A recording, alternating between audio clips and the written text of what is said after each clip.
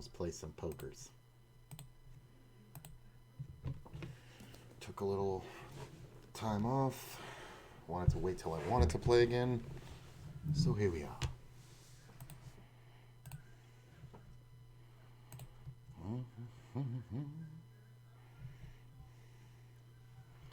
Looks like there's a fair amount of games. We should be able to get 5 or 6 up. Shouldn't be too bad. I have a client messaging me on Christmas about getting their nails done for New Year's. So this is what I'm saying. This is why you had to cut it off. Who's the client? Is it one of your regulars or a new one? A regular. Did you put out the announcement that you're not taking any more? Nope. Well, you could always post it. Because whatever. She wants to get her nails done for New Year's. And she wants to come this week. I think that's one of those ones where you tell her, look, I was intending on taking this week off. But if you're that intent, it's like expensive as fuck.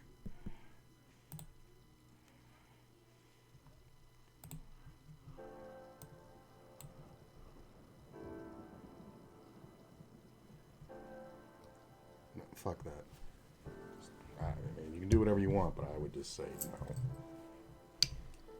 I'm not even responding to it until I feel it. Smart. I do think you should definitely put that out. The announcement.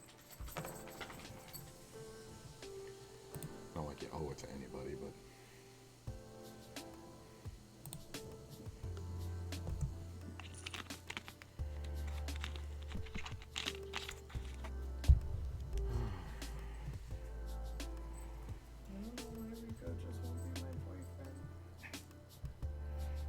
He understands the assignment.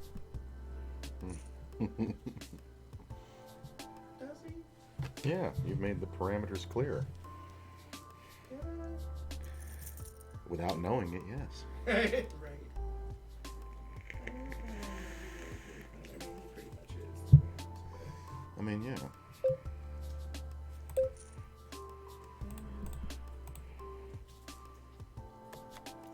It's nice though, because he's actually been texting me all day. Well, that is nice.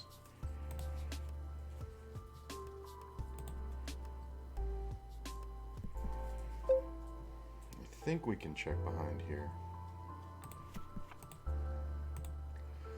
There are some spots for bluffs, but usually this player should have at least 2 pair. I'm not going to really go for much. We're just going to make the flush.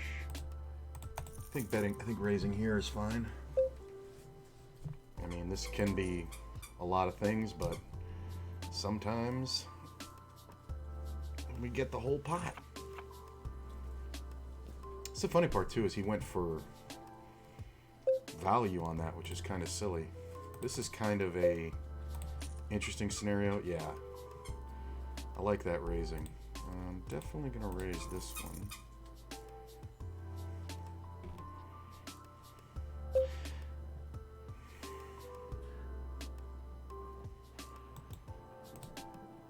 I think I want to take that. So this player is leading out. I don't think there's much point in raising because I don't believe this player is going to fold much. We're going to try to get decent value.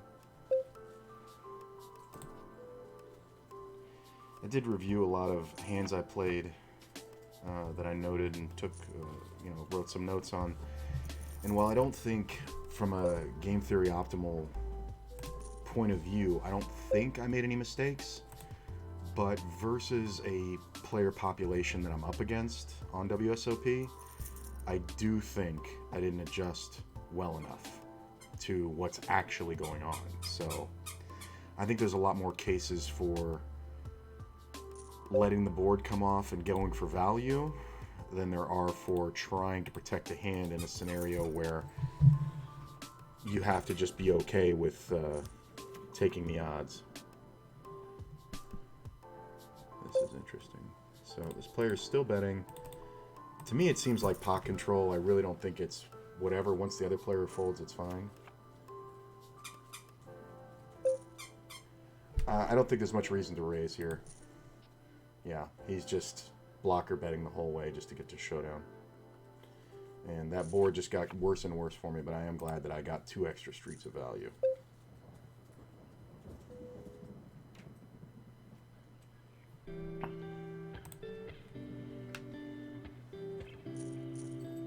Aw, got a Merry Christmas from David.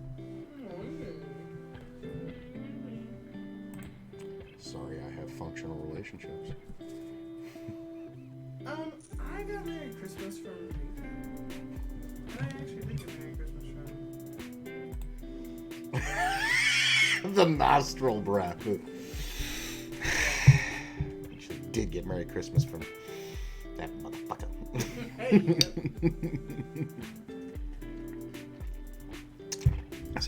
It's a weird flex. I get well wishes from people I don't like.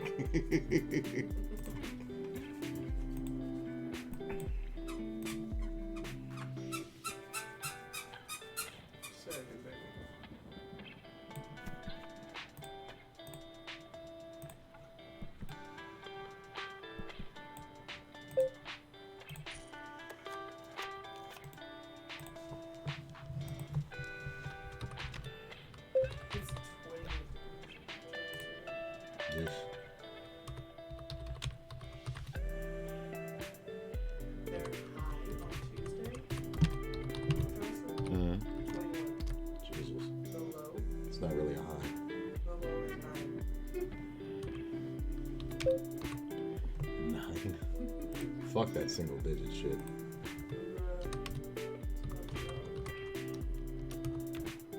Montreal was negative 22. Yeah, that was fucked up. It was negative 22. Oh, God.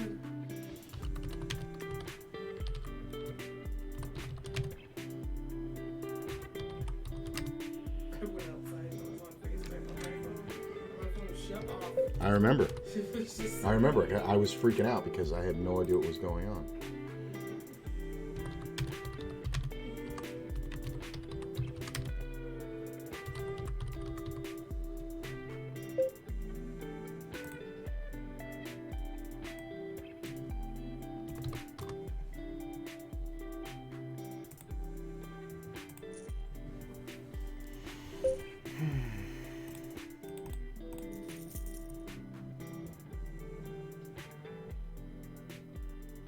Can you see this picture on my phone?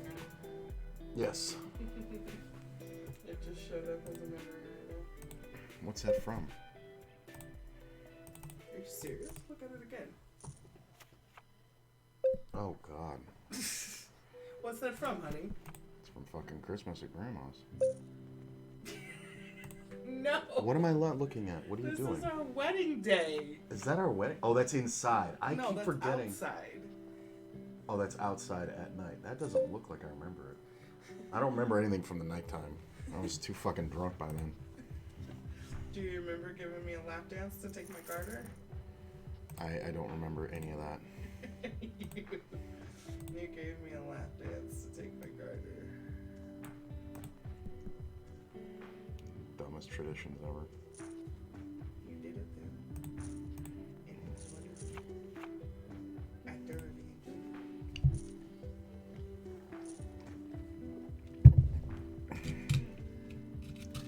This player's going to end up being the target. Quite easily, actually.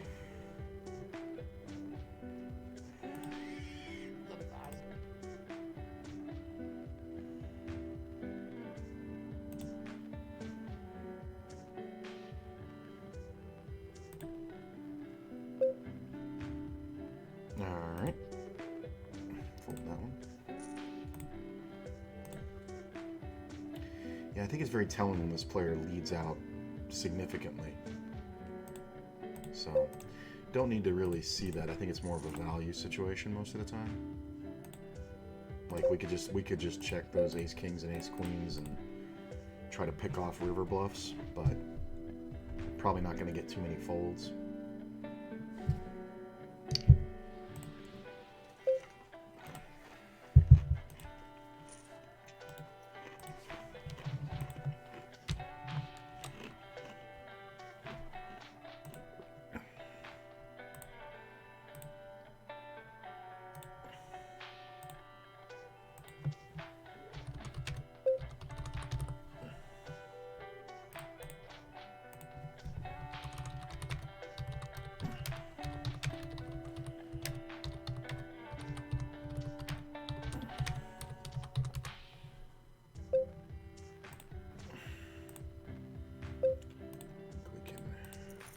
from the blind. That's fine.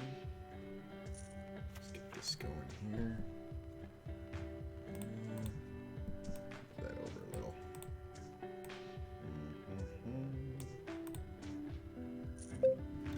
That's all right. Still one more table we can get on. I'm going to do a couple things differently.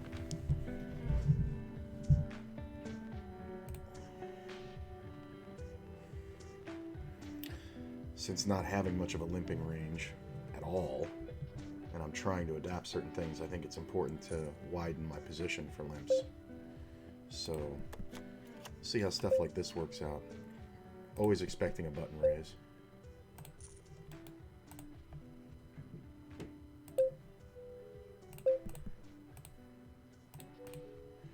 Not exactly the flop we're looking for.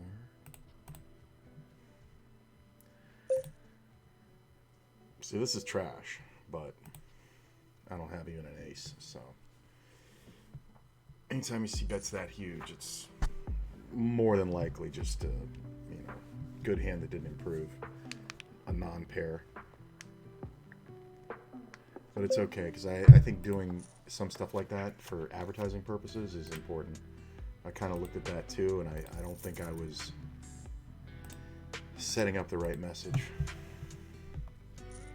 in my last couple days of play.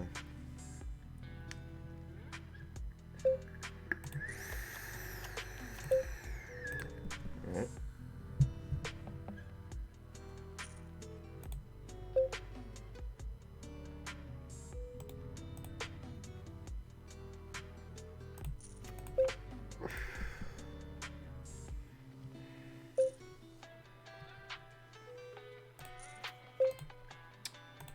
I think I'm okay most of the time. Right? Really? Yeah, that sucks. I was going to say it's either nothing or a set. It's a very specific note I have on this player that he bets biggest with absolute air and with absolute nuts. Sucks to run into that.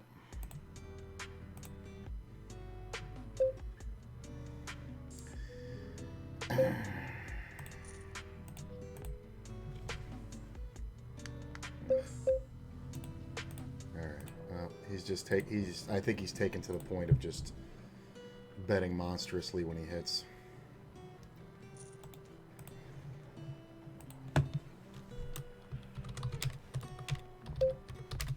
He might also be in a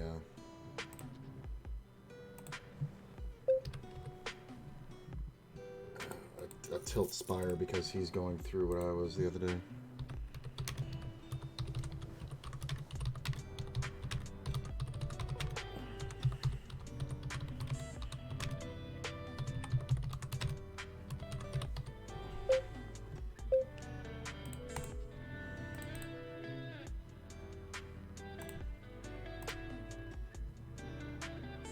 It's okay. It's good information.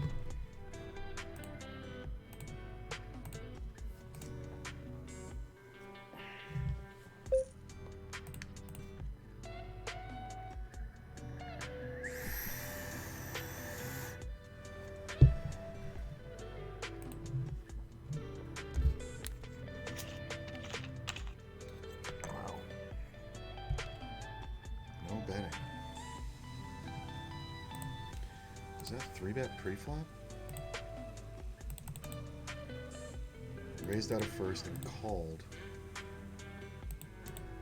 The lead is the thing. And then it goes check, check, and then, yeah. I guess that's kind of a paralyzing lead. But see, that's the thing. Nobody leads at a jack, and I've said that a million times.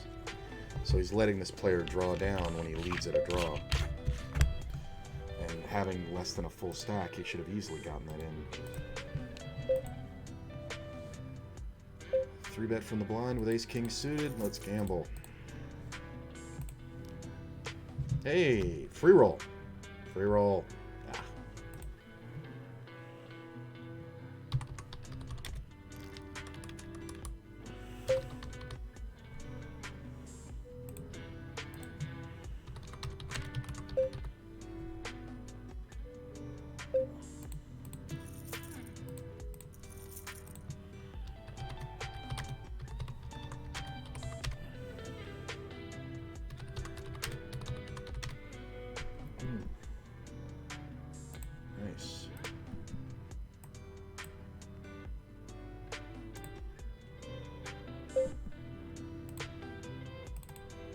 I'm going to bet a little smaller.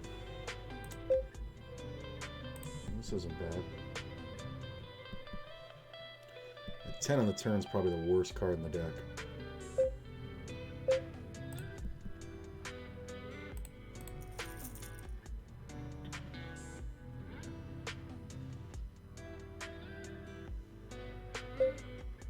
You got it.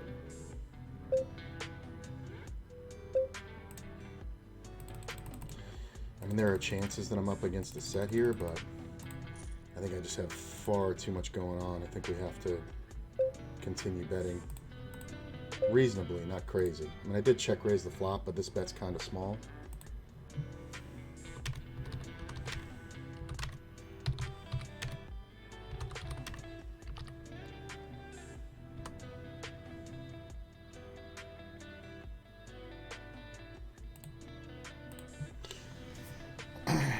It's kind of interesting that he called the flop and then folded the turn.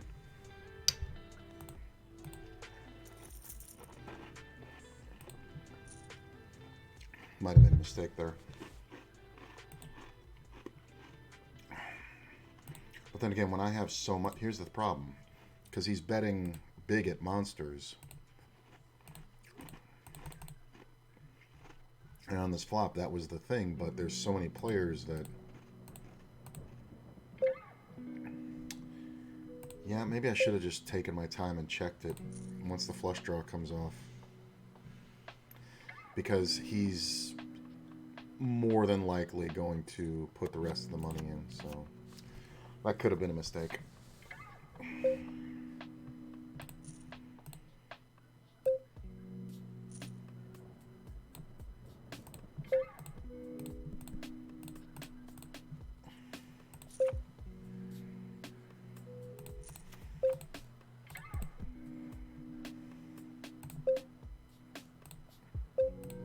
This is one where I'm betting just so I don't get beat by like a pair of eights or something, like in his hand. So it's kind of hard to call with a pair of eights when you just get called on this flop. Yeah, I'm not 100% sure if I had the best hand, but I think that's the best play there, just so we don't lose in a check down where he didn't know what was going on.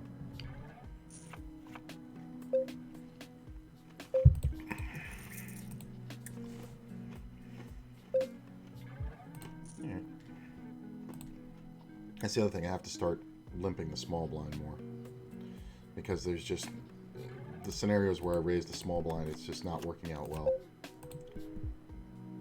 So kind of have to let it go a little bit. Just gonna go ahead and bet this one fairly big.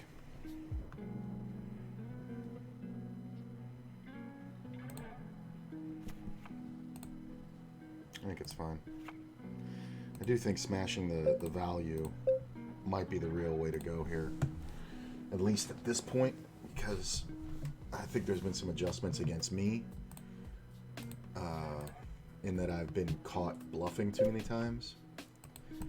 So I think players they're calling down my bet lighter and check raising more, and it's very kind of taking away a lot of moves. So, and you got to remember, it's the same players over and over and over.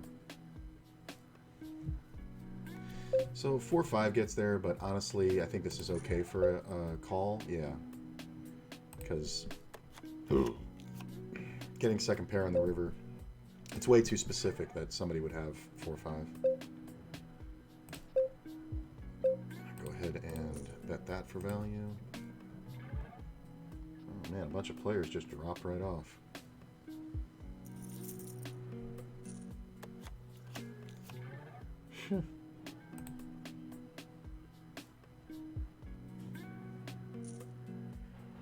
I think I want to change my seat on that one, because this player tends to donk lead. So I kind of want to be in a position to let that happen, which directly to his left isn't the best, but if this seat's not open, if this seat were open, I think I'd like it best. But I definitely don't want to be on his right. Plus, it's the big stack.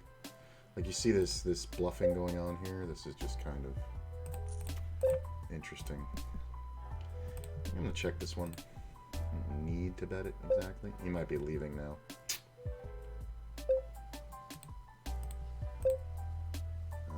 Yeah. Check.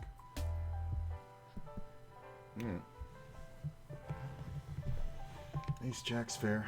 Hey mate, Merry Christmas. Hope you had a great day. It really did. Just kind of chilled out, relaxed. We had our had the in-laws over last night for latkes and merriment. And yeah, we just kind of chilled all day and both caught up on sleep. And I decided I wasn't gonna stream or play until I really wanted to. So that's why you're seeing me at this hour of the night.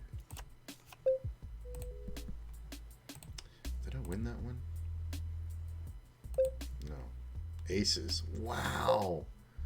Jesus. See, that's what I'm saying. That's why I'm like not taking those betting spots.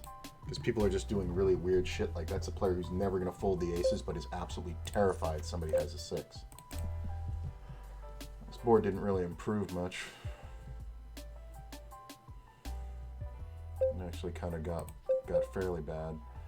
See, the only problem here is the 8-jack, but I really don't think I can fold as played. He had the other end, the queen-jack. That's fine. He definitely didn't win enough and didn't bet enough to make me fold, so that's fine. Is this other table going to pick up? But yeah, Merry Christmas there, Doubt.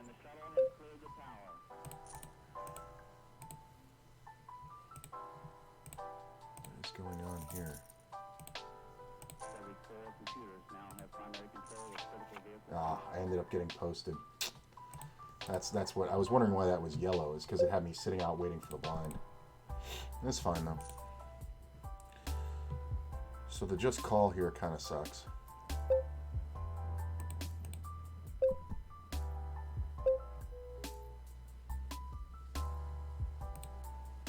I'm gonna check. It's the cold call of the 3-bet that's really the problem. And the half pot bet. It's fine.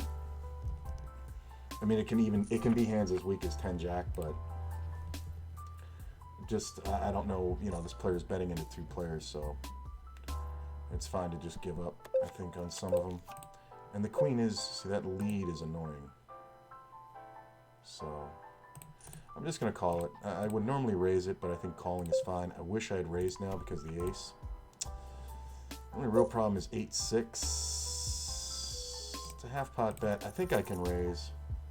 I think if I get re-raised, I think I can fold.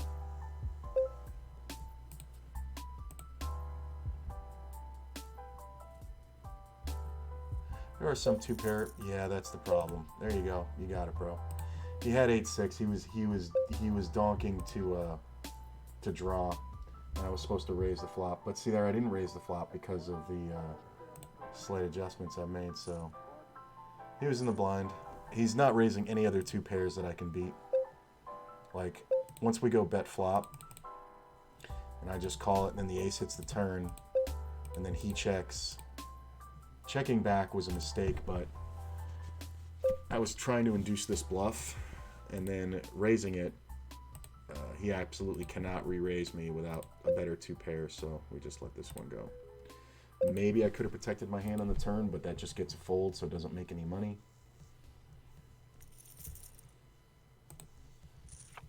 So I think it's fine.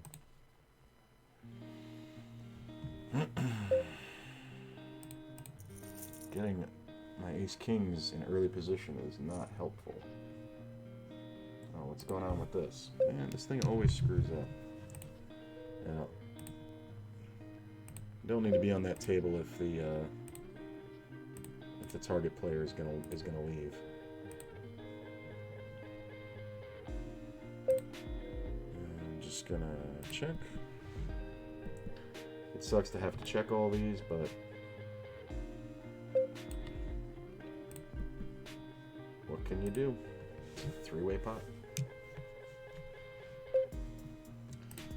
We'll go into bluff catch mode.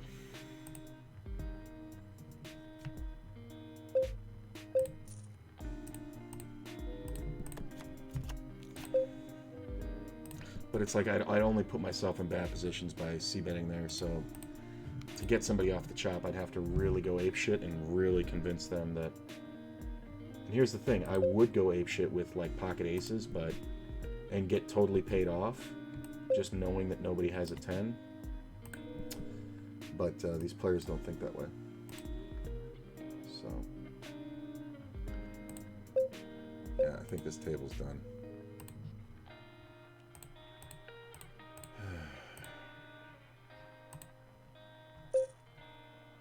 You got it.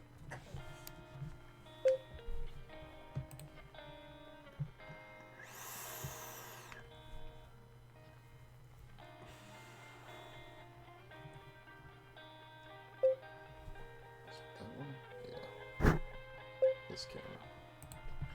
Had to check, make sure the right camera was on. It's hard to tell with this view. Yeah, this is done.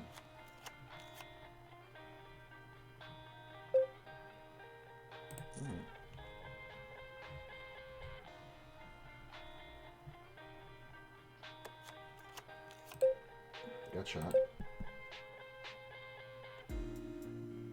Let's play one more round. Let's see what happens here.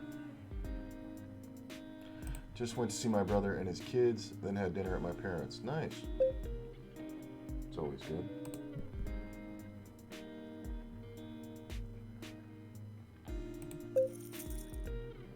I'm gonna play ace 10.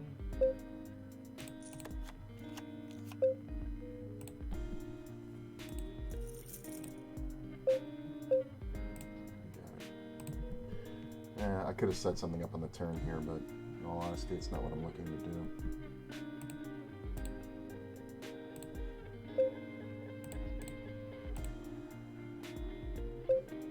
Talk about outs, Jesus.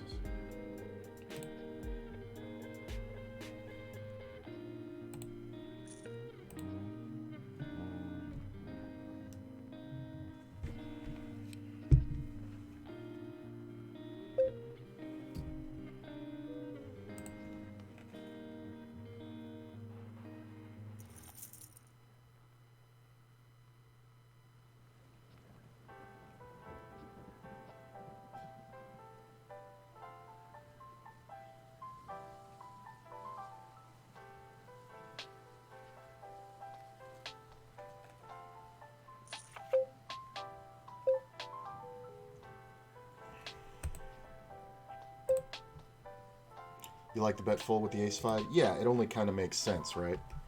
Because that river bet of half pot is either a bad bluff or it's the I want to look like I'm bluffing bad, right? So you raise for value, and then when he re-raises, it's like, there's no real point in paying off here, you know? Because I kind of had the median minimum hand to raise fold, you know? Like, yeah, ace 10 I think you can call, but like there are combinations of ace 7 and 8-6 and you know, sets and things like that. But the way the betting goes down, and you can say I let him get there, but I really don't think he's folding.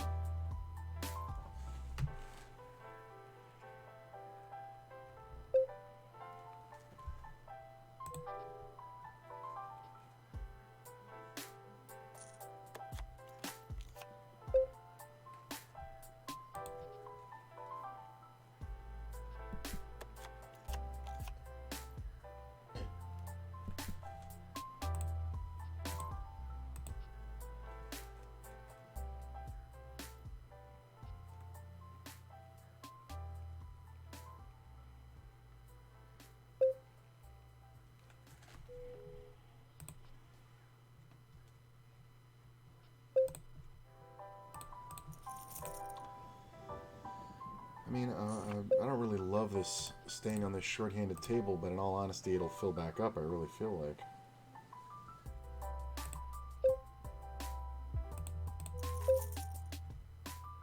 Yeah, so the ace-5, because it could be somebody going for a cheap showdown with like king-10, you know what I'm saying?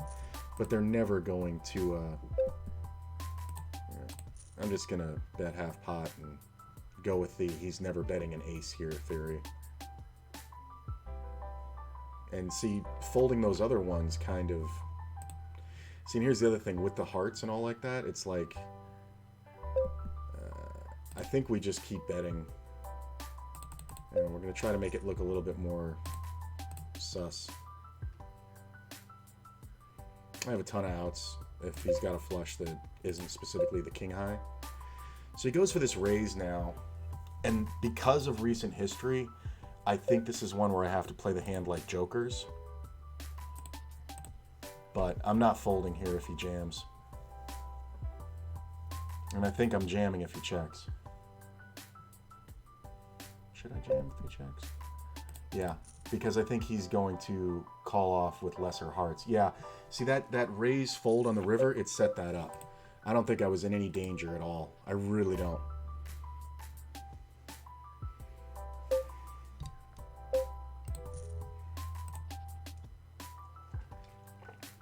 I actually think the heart on the river killed my action.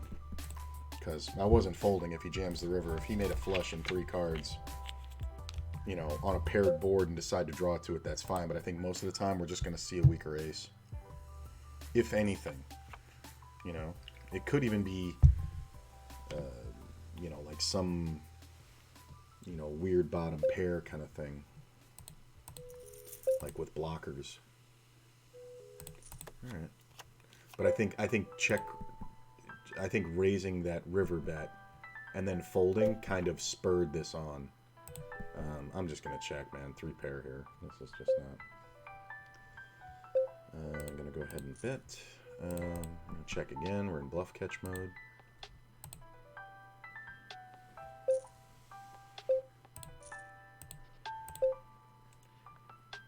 Fold here. Hey, we just win it straight up. No moves necessary. Ace 8, 10, 9. Yeah.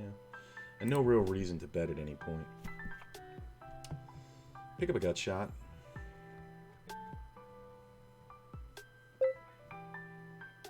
It's that situation where I almost like betting. This seems very interesting, but I'm gonna let it go.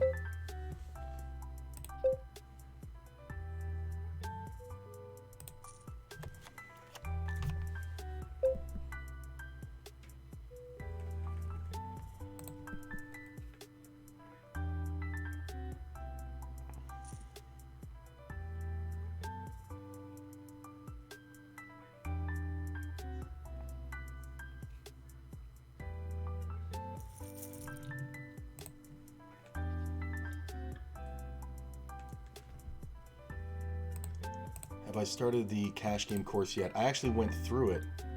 He should never have 8-6, but can have slow played, possibly sets, and possibly ace-4. Well, ace-4 I beat.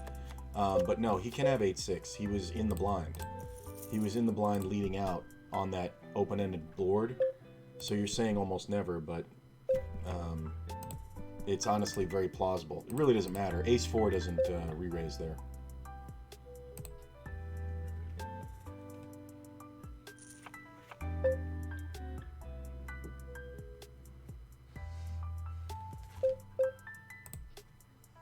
We can call here. Pick up the nut flush draw on the turn on the worst possible card to do it. Make the nut flush.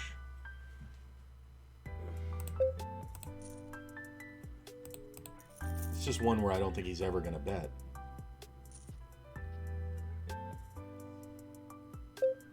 Right, ace-4 would just call. That's the thing. He's not re-raising the ace-4. That's the whole point. I went through the cash game course a while ago, but he's added new stuff to it in the last, I think it was about a month ago, and I breezed over that content just to see what was new, but I haven't gone through it. I just kind of read the titles of what he was adding. It's interesting stuff, but I want to get through the Tournament Masterclass first, again, on stream before I go through that, but it's definitely interesting.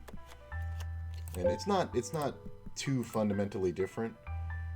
It just allows for deeper stacked play because the tournament master class, you just kind of go up to 100 big blinds, and on the cash game one, you can start out with 150, 200, you know, whatever.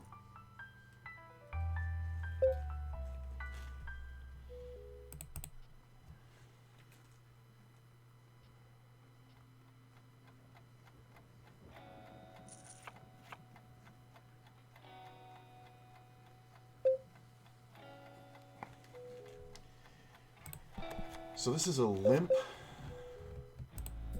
So this is a cold call from the small blind. Easiest ace king I ever had to fold. I mean, this should always be 2 pair.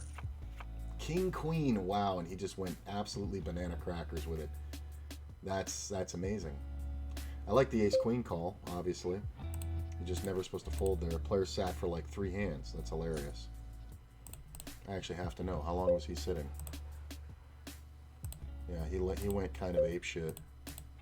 He was here for 4 hands, lost 2 buy-ins.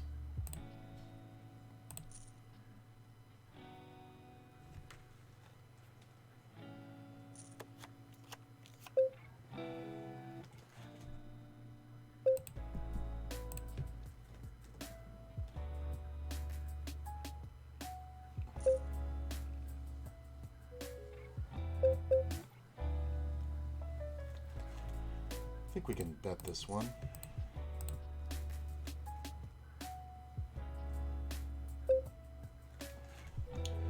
And check the river. It's a super scary board. Sometimes we're just called by like a 7, 9-7, yeah. Really can't bet that river though because of the 4 straight and the 4 flush, but I can definitely call a bet because there can be a lot of single paired hands that turn their hands into a bluff, and even hands like Queen 9 and Queen 10 will actually value bet there. It seems counterintuitive, but it's true.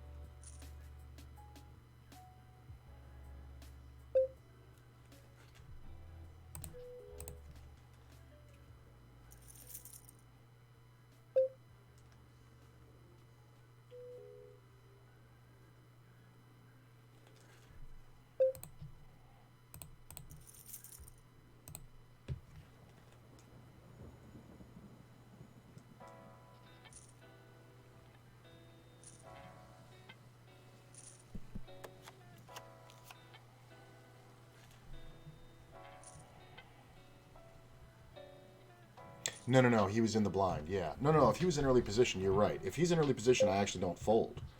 I have to be convinced he has a set, and that betting pattern would absolutely not convince me of that. Yeah, he was in the blind. And here's the thing, he can't even have 2 pair with the way he bet it because with the leading and stuff like that. I'm going to check this one. This is an interesting scenario because the player is so short, and there is this player behind, but he did just limp. So I think this is one of those scenarios where we kind of look like we have the most aces and should have the most aces. So we're just going to go ahead and bet reasonably on turn and river and try to just get called by like a jack or something like that. Definitely think we can bet. We can definitely sometimes get outdrawn by, you know, the queen 10s and 9-8s and jack 8s and stuff, but I think this worked out about as good as it can when that ace hits. We're going to get called here by some jack 10s. Ace 8. This is the part that is unbelievably frustrating. This player had $3 and it didn't know that he has to call it off with the ace. I have a few cash game courses, and the best one I went through was Ken 07's course. I'm also with Upswing at the moment. Okay. Yeah, Upswing seems to have a lot of great material, but they're just way too expensive for me. And I'll never be able to get through the ridiculous amount of material that's uploaded on pokercoaching.com. Like, it's just, there's just no way.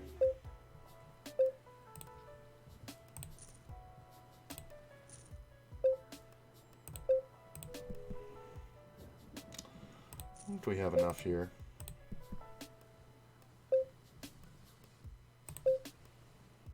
Now we don't. When the river goes check, check, we can win a good amount of time.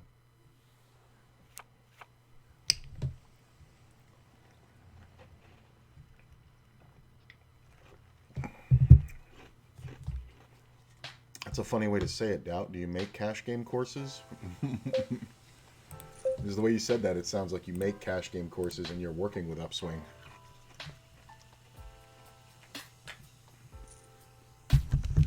Which would be awesome. Get me a discount. Fuck that. Get me a free. I can't even, unless I got like a 99% discount, there's no way I could afford Upswing Poker Labs. Like, that shit's bananas fucking expensive. Sure, it's well worth it, but not when you're playing at the stakes I'm playing at. Not that I couldn't learn from it, but just that it would take way too long to make the money back. So, I think we got that here.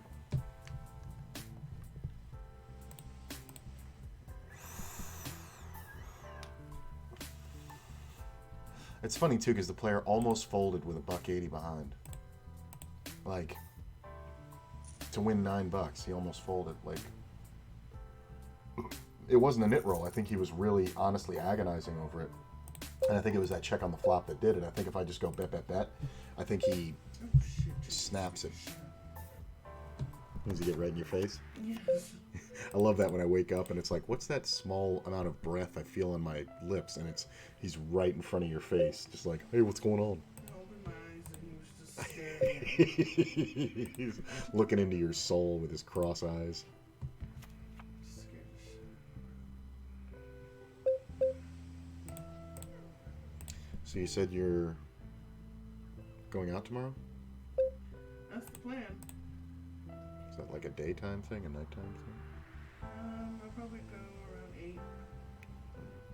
I'm gonna do mom's nails after Dad and Angie leave. Mm-hmm.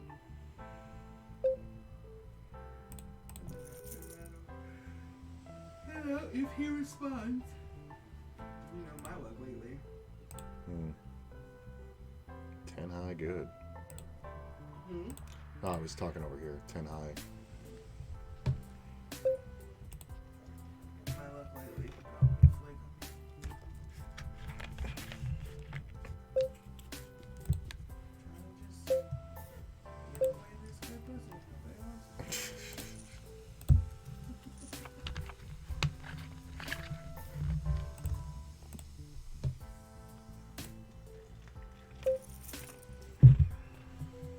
I don't like how you've gotten accustomed to sleeping up here like you in Daddy's bed. You need to go to Daddy's bed. He's doing that to protect you. He only does it to me when I'm sick. Oh, am I sick? You're under the weather, right? I am under the weather. Upswing is good, but they also have a ton of outdated content. Yeah, that's the other thing too. They kind of just post stuff and leave it up there forever. Yeah, I've heard that. I've heard that rap on them too. And it's the last time I priced it, it was in the thousands. You know, to like, because you'd buy a course for like $600 or something.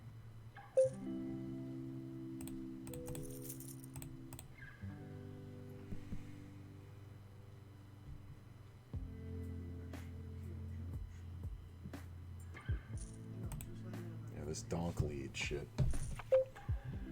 See, now this table dies. Like, I don't get it. I'm not going to try to keep that one going. I think the other tables will stay solid if we get off at this one. That's fine. If it fills back up, I'll get back on it. But I don't need to keep a shitty table on life support. I kind of would like for it to crash so these other ones fill back up. Just bought a few courses over the years. The lowest priced course I saw that they ever had was like $650 or something. And I waited for a sale in June, I think it was, the first year I got pokercoaching.com, and I got my year's worth of premium membership for less than that. I got it for like almost, or just under $600. And far worth it.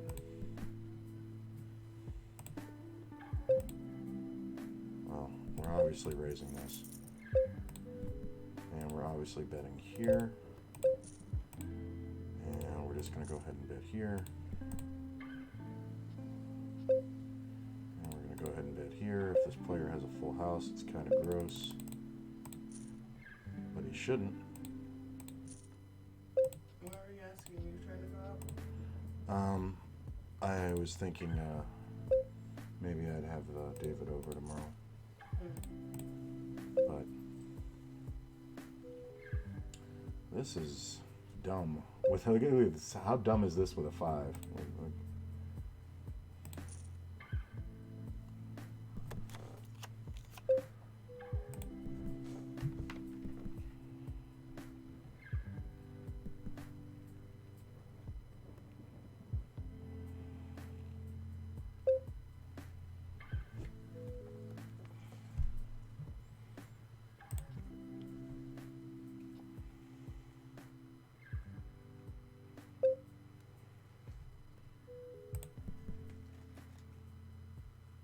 That was way too much sugar. I should not have eaten this for this. I got so excited, forgot I just eaten that cake and ice cream. 35-year-old woman with a sugar rush. For real. My head is like, Yeah. okay.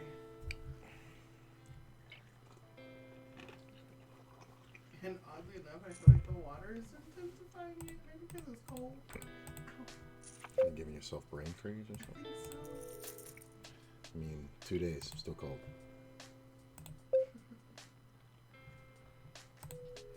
Good to see you guys hanging out. Appreciate you.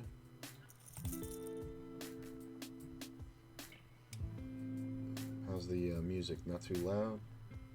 Let me know. So I'm still trying to get that level down.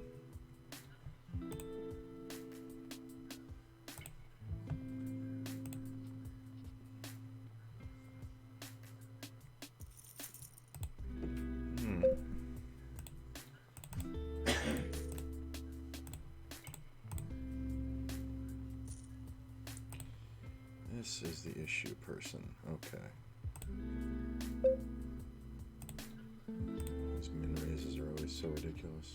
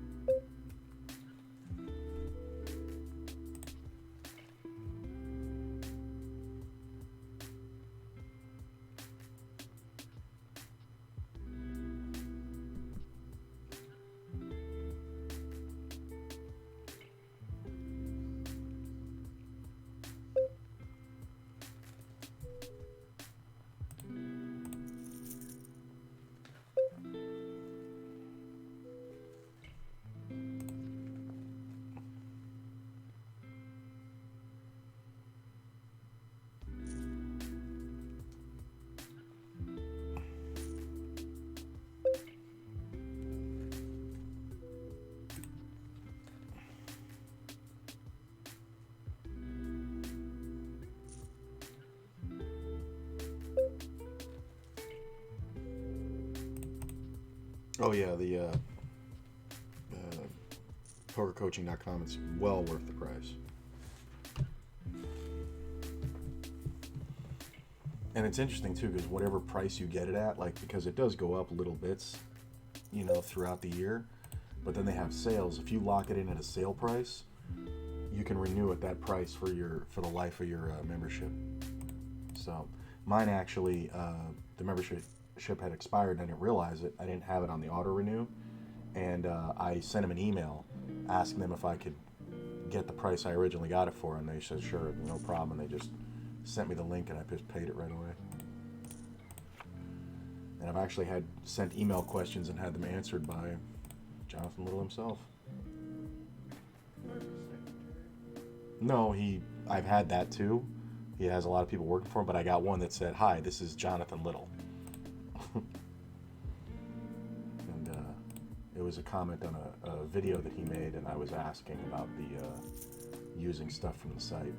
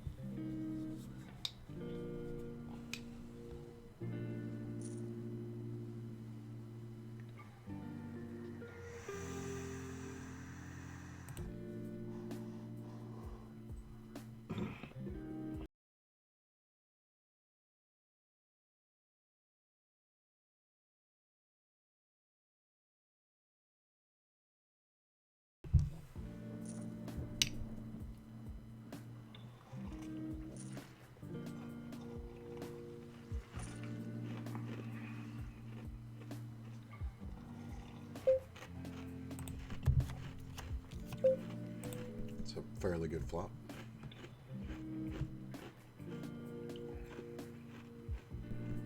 I mean, it's a 4-way pot.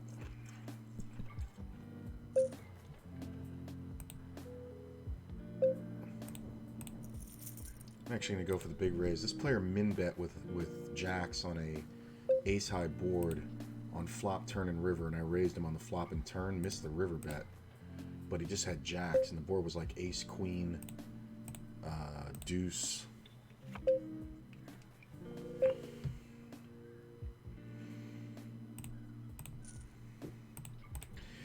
This bet's kind of meant to confuse this player. I mean, I can obviously be beat here, but maybe a bet too small there. Maybe I should have just checked it. Because I'll bet if I check, I'll bet he does that min bet shit again. This, I don't know what this player was. I think if he's not in the pot, I think I might actually get it all from this guy. In the other scenario, too, this guy was in the small blind, or in the, or I had position on him. In this one, he had position on me. So it's a little different. But sound theory.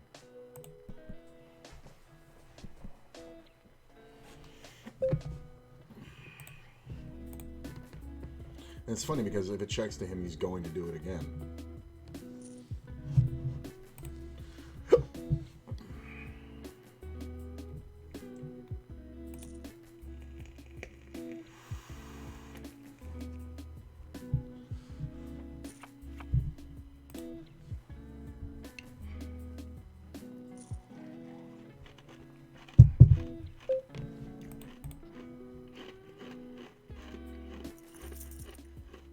If you have a king, you kind of just put this guy in. You shouldn't be betting this small. Like you're giving him a chance to escape here.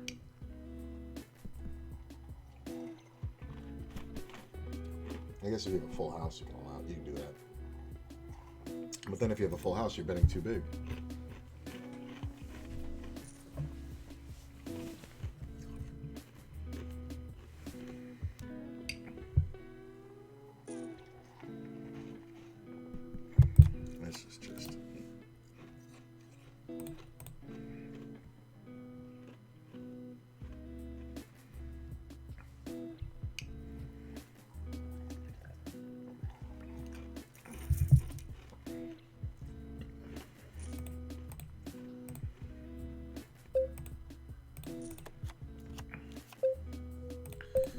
The ace. God damn it, misclick. It's supposed to be more than that.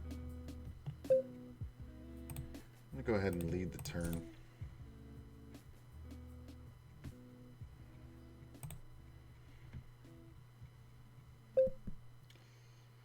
Alright.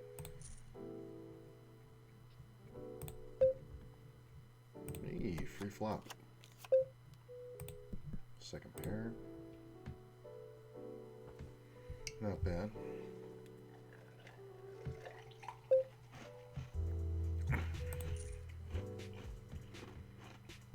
This is just giving action.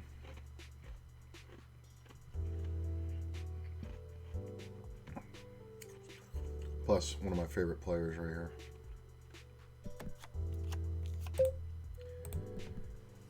Kind of leads to great scenarios when these flops happen.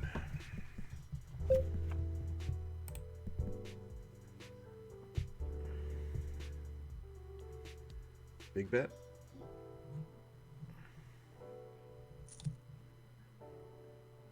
Get out of the way. Just check. We're not folding. I was expecting a monstrous bet. This player might be hip to that though, because I've kind of done it to him a bunch. Yeah. Normally they would be overbetting. The thing is, he actually had showdown value. I think with no pair there, they're going to keep betting like a monster. But it's fine. I could have led the turn and then check river, and then that probably would have done it, but I don't know that they have what they have. So I want to 3-bet this, but this is another one of those adjustments. You should be 3-betting this hand in this scenario, but the improper raise sizing, the over-calling that's going to happen, better off just flopping good hands. Bet big.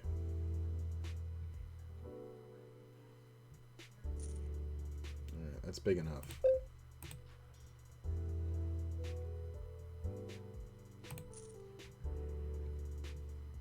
There's a lot of taking extra risk, but I think once we get it heads up, it's kind of okay. And I don't think I'm folding this player no matter the run out here.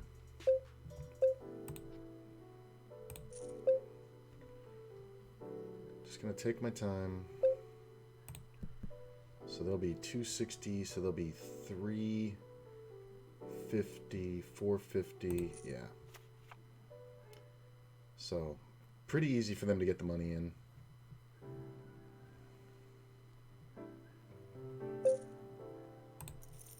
And we just put them in. Yep. See, here's the thing though, the player was using the concept of geometric betting. See what I'm saying? Like, that's ace king out of second position, and they only min raised it. Like, there really is an improper raise size, and that's one of the adjustments I had to make. This raise is kind of awkward.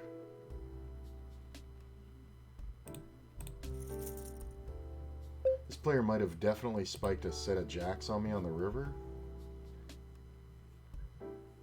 But I think I have to bluff catch this one.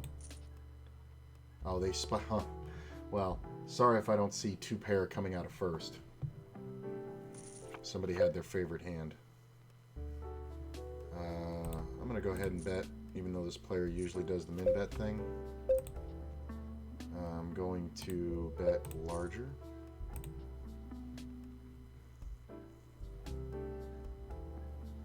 There's no folds here. Yeah, that's why. Thank you.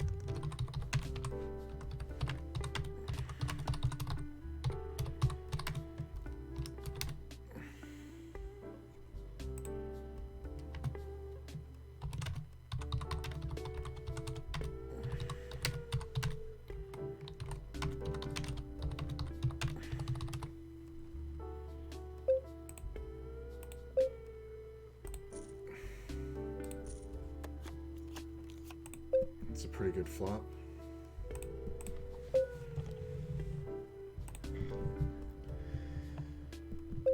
Okay, so Little Dragon out of first. This is not the scenario I want with the dragon, so we're just going to go ahead and raise. And if somebody has King Jack, Jacks, or Queen 10, that's too bad. But a lot of times Ace King and King Queen are going to go off.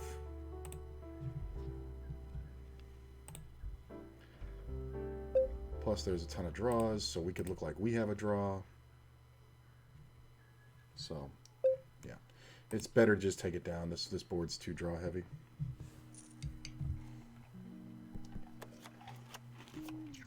Few too many beats last week.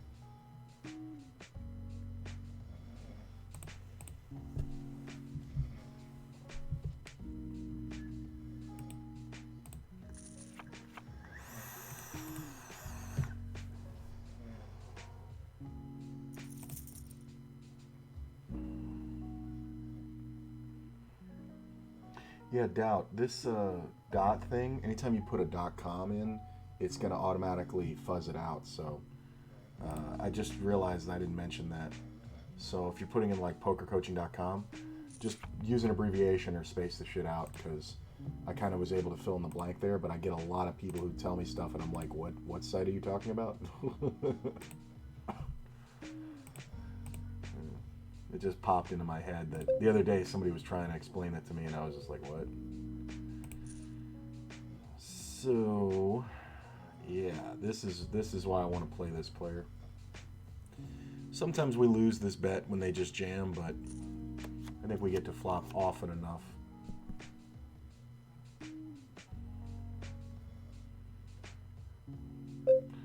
It's a really bad board for Ace King to bet. The problem is the player behind. I actually would really love to call this, but that's either super strong or super weak, and I don't know how this player is going to react to it. Yeah, glad I folded. Yeah. The amount of times Ace Queen is here is insane.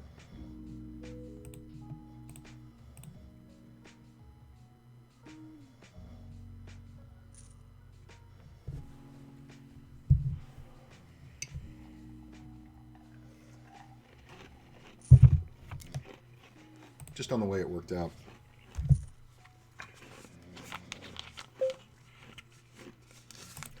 I'm not going to 3-bet the ace, or I'm not going to raise the Ace King.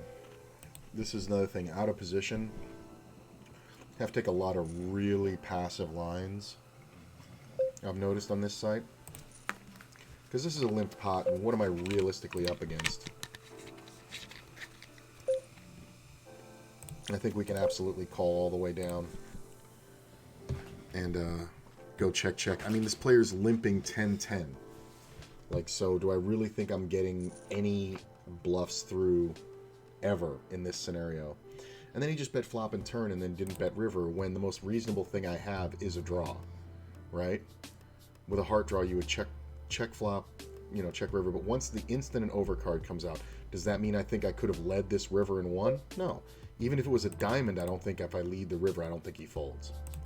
Like, that's the thing. It's an adjustment to the players I'm playing against. And, you know, the first, 10 sessions or so, I was able to just come through and use standard GTO and smash through them. And it worked very well. But then I ran into the nuts a few too many times, and that allowed these players to see what I was doing. it allowed him to see that I was c-betting with, you know, a range versus a hand, you know, things like that. So because of that, I stopped being able to get any bluffs through. And I was protecting my hand, but players would call me with very few outs. So this is annoying. I feel like if this player folds, I want to jam, but I'm not going to, because I think there's more opportunities to make money when when I just call this player, because they're going to go ape shit with ace king and ace queen. I think we just call. Queen's kind of interesting.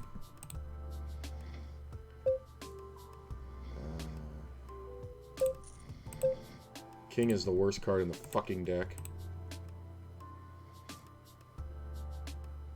The thing is, this player, I've done it to him too many times. Yeah, they've made the king now. I've done it to him too many times, where they're not going to go for this. They were going for these crazy bluffs on me.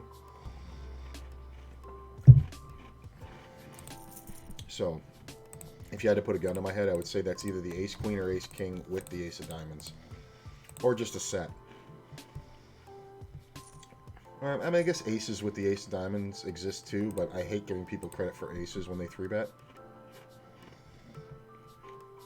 But the problem was I didn't want to 3-bet this player coming out of early position, and then I got squeezed by a player who I'm basically catching their moves, you know?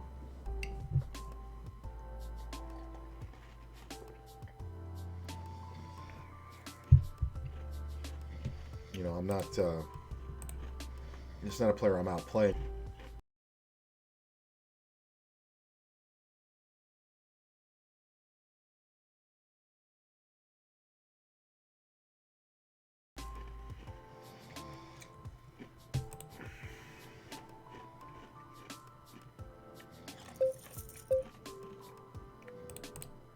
I'm going to do something silly.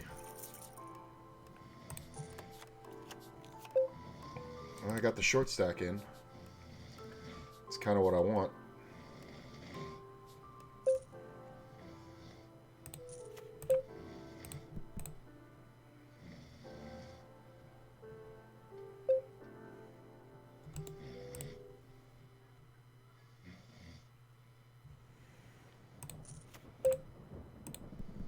It's a great river, but I don't think I need it.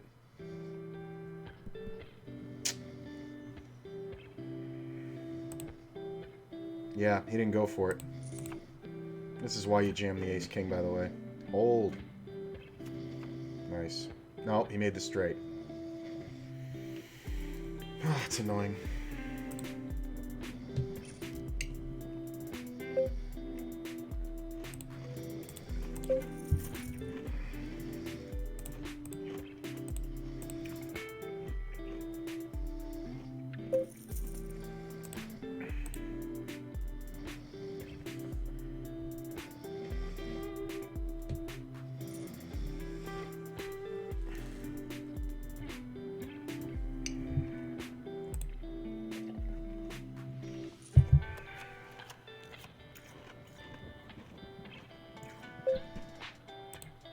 Because of this player behind, I'm just going to bet small. Hopefully he jams. See a call.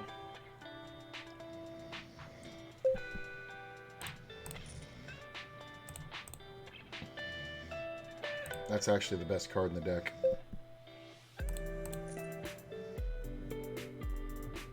Because I know he's drawing with the 10, but when that queen comes off, there's a very good chance. So, like, that's what I'm saying.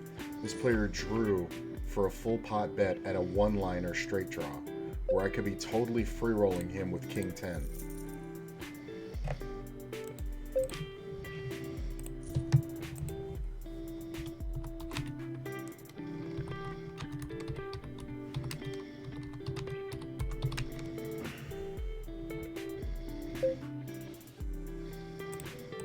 Changing up the size of the bet will confuse players like this.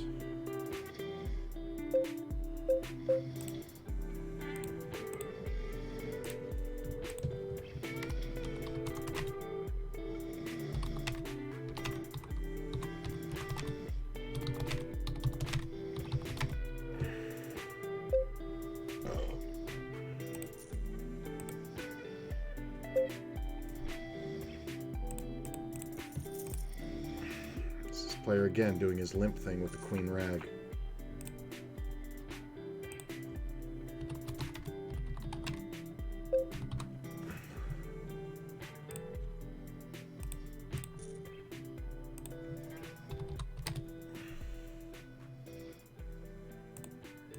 How does he call that? I think this is definitely a bet scenario. Nice. This is a fairly big bet coming from this player. This is a super heavy, draw heavy board, so I'm probably going for this monster check raise. Queen doesn't really change anything.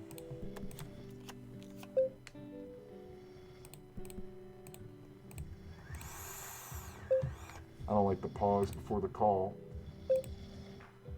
Checking that river.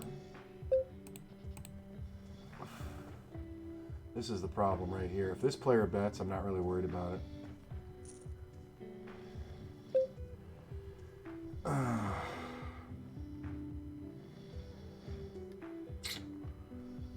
This is like one of the worst runouts there is.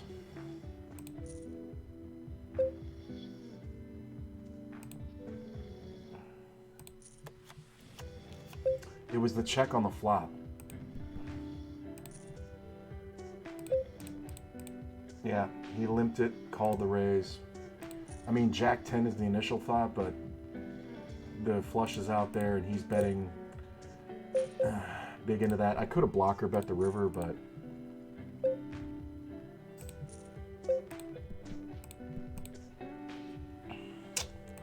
that's just kind of annoying.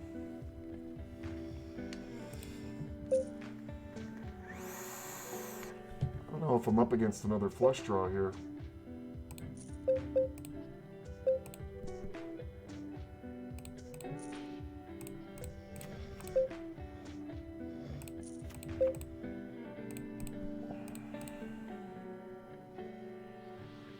This is so funny. Why would you keep betting the 6-7?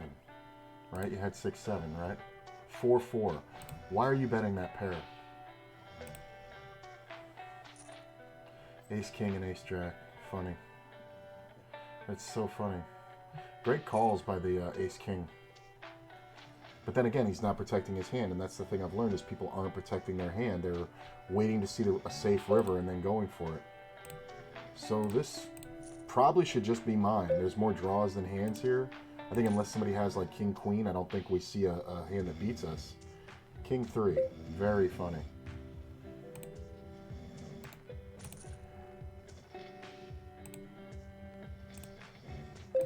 Here's station.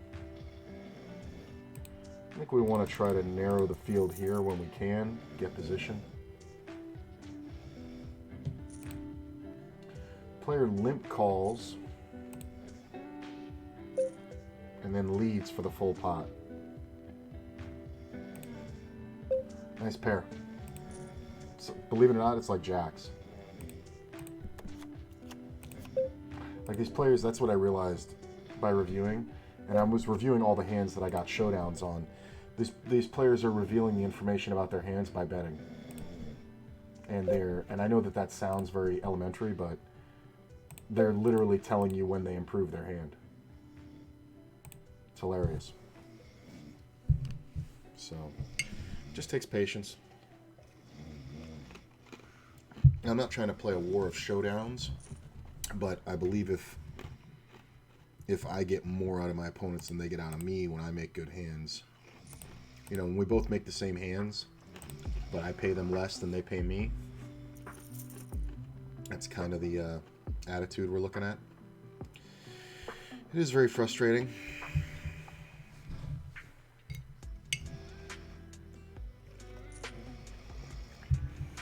But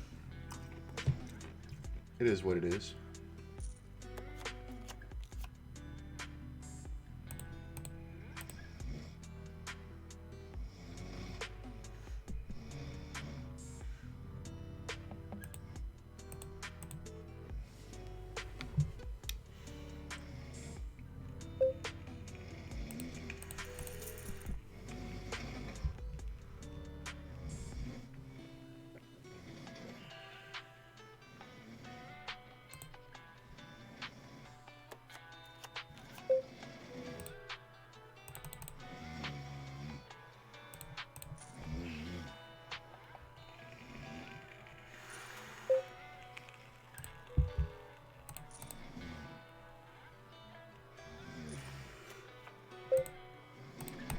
check and probably check call. Yeah, this is the thing that I wasn't doing correctly. I was betting way too big. And like you see, like I'm getting called by shit like this. Like, what is the point in betting monstrous on this flop or turn? I'm trying to give this person reasons to bluff me. So betting huge on this turn, even when he hits the 8, I'm not getting another nickel unless I'm beat.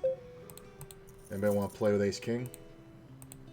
This player's raising out of first. He could definitely have something good. But I think we have to take the nuance out of the game here. So, if it's aces or kings, that's too bad. Everything else I'm fine with. Yeah, because this is going to happen. Hold. Hold it. Thank you. This is what I'm talking about. Like, here's the thing. Even if you think I'm jamming a shit hand, what are you doing? Like, he came in. He sat down. I don't think he was here all that long. Well, maybe he was here a while. I don't know. Here it is. He was here 13 hands and then did that.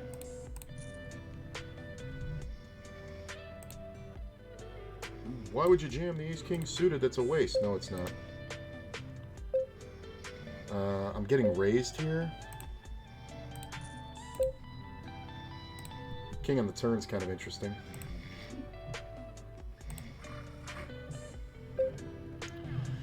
That's a half pot bet.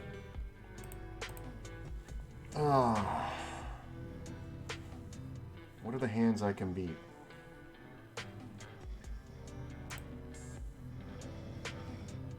So I have to put it in here.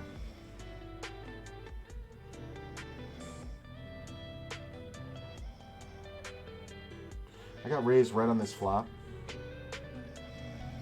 And I don't know how often somebody's doing that with queen jack. And the thing is, even if they have king jack, I'm now beat. And they're betting half pot. That's a fold. That's a fold. That's all it is. Like, I bet big for that exact instance.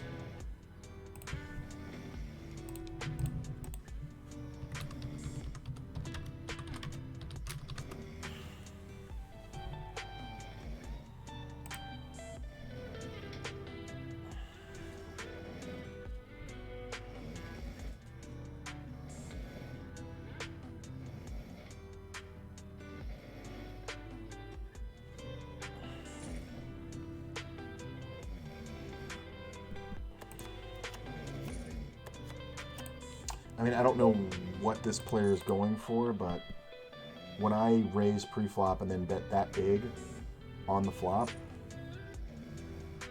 it's kind of definitive. And he just potted it. And then this turn bet, yeah. Well, we make the nuts over here.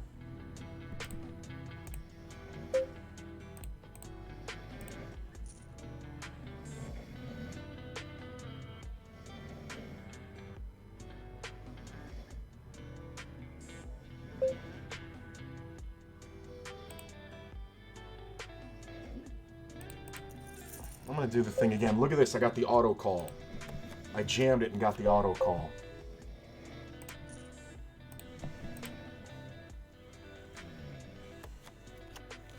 Just had the auto call button checked, huh, buddy? Hold, please. Nice. I got to start doing that more.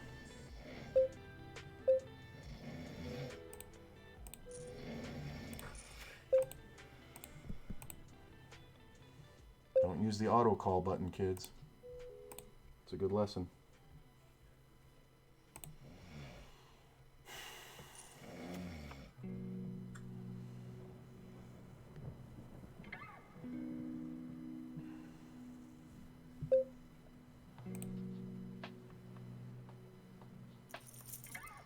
Do it.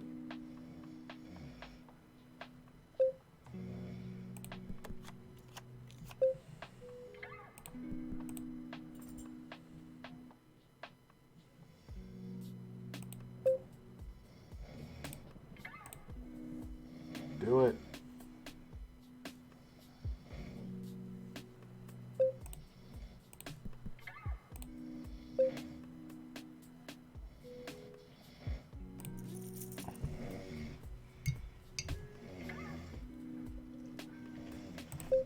Not a board you want to blocker bet on. And they're going to see the showdown. But I only min raised it because they have to put in the last 3 cents, so it's like if they re-raise, I can still fold.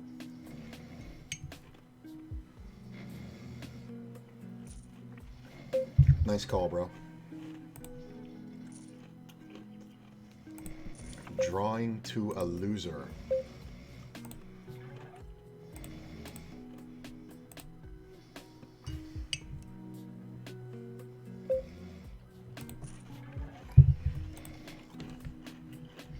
There we go.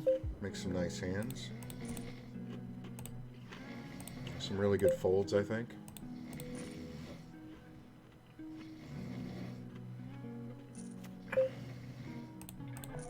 Sometimes we get beat by the 8 here.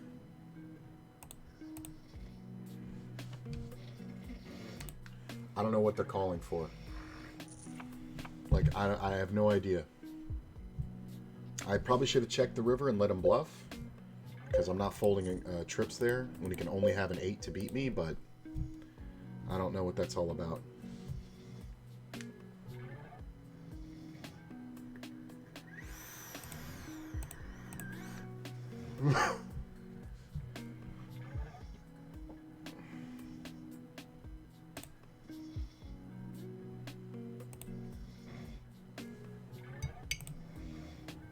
Seeing a lot of nut flushes here.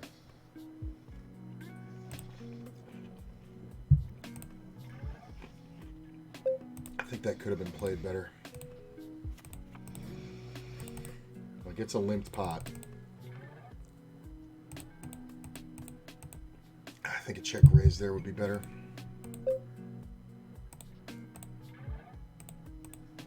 You should definitely be raising here. And then he leads out the river. It's just like, that's the worst way to play that hand.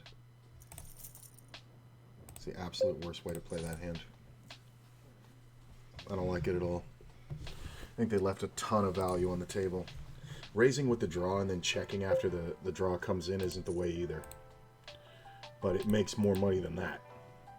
Like, if you check raise the draw and then make it on the turn and then lead, that ace-10 might go apeshit.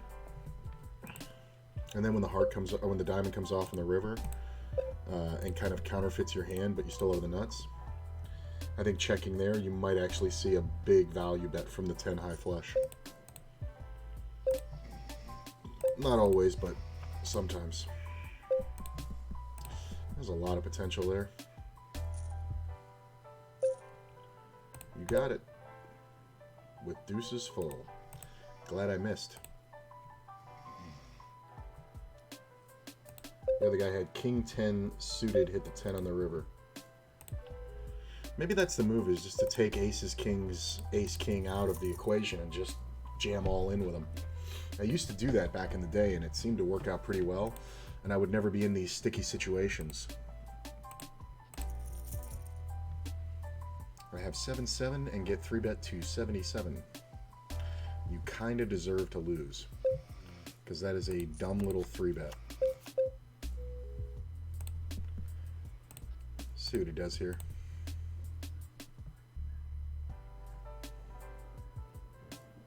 He checks. I'm gonna go for the small bet. I should have a lot of aces. He should have a lot of jacks, 10s.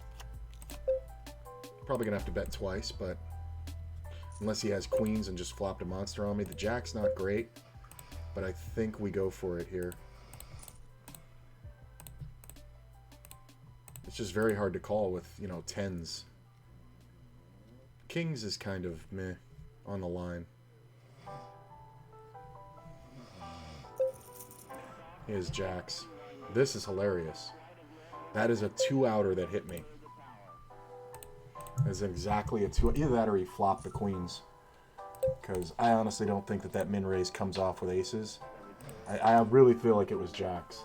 And last week I would have called that to see it.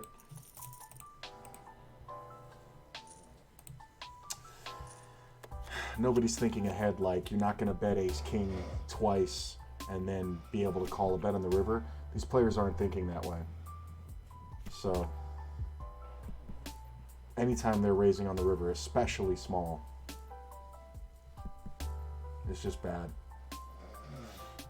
It's definitely a player to jam aces and kings and queens against, because I think his sticky nature will work well for me.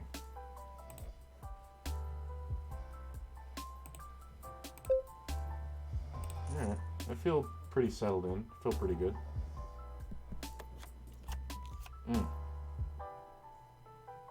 This site, the way that it deals the cards out, I've said this before, I always feel like I'm going to hit a set. Every time I have a pair, every time it deals it out, I always feel like I'm gonna get a set. I don't know what it is. It's something about the timing, the way the cards spread, but I always feel like it's coming. And it's not that way on ACR. On ACR, I'm like shocked every time I hit a set. You know what it is? It deals a lot like live. Like when I dealt live poker, my cards, when I spread the flop, I did it the traditional way, where it actually makes the sound, where it's like snap, snap, snap, flop. Like that's the way I did it. And you're dragging the heel of your thumb on the cards, and they spread out very close together and very straight. And you do it very quickly. And that's the only way to do it properly. And so I would watch those flops. I've seen hundreds of thousands of them, dealing them. I really have been wanting to get a dealer job again, and they're everywhere, but fucking Omicron variant out here is just so... It's so vicious.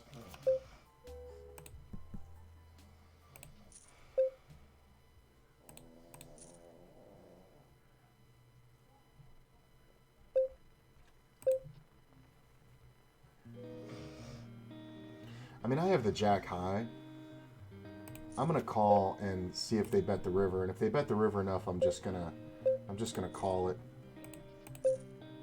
That's not enough. It's not enough. That's enough. Okay.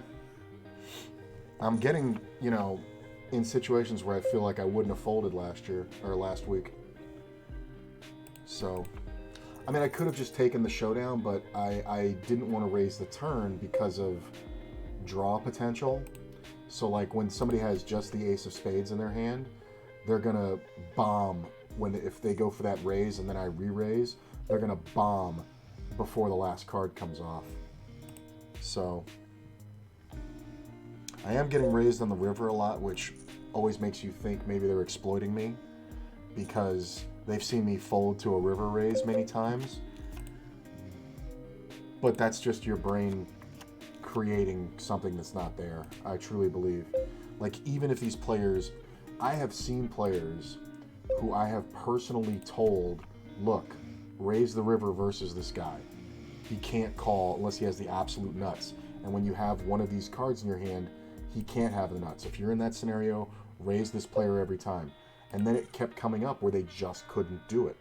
Like, even though they'd seen it work, even though they'd seen me do it against the same player in the same situation, they could not do it. They couldn't pull the trigger. It's really hilarious. This is kind of a strong bet when he bets the river, especially big. So, it's fine. And I was under folding rivers last week. So much so to the point that it fucked up my overall theory. So, I'll overfold rivers. If you want to bluff me, your best chance this week is on the river. But you gotta have the heart to do it, so good luck. Because a lot of these fuckers don't. I've only seen like 2 or 3 players that on this site in the past like month that really have the heart to bluff a river. And I've caught them so many times that it's kind of insane.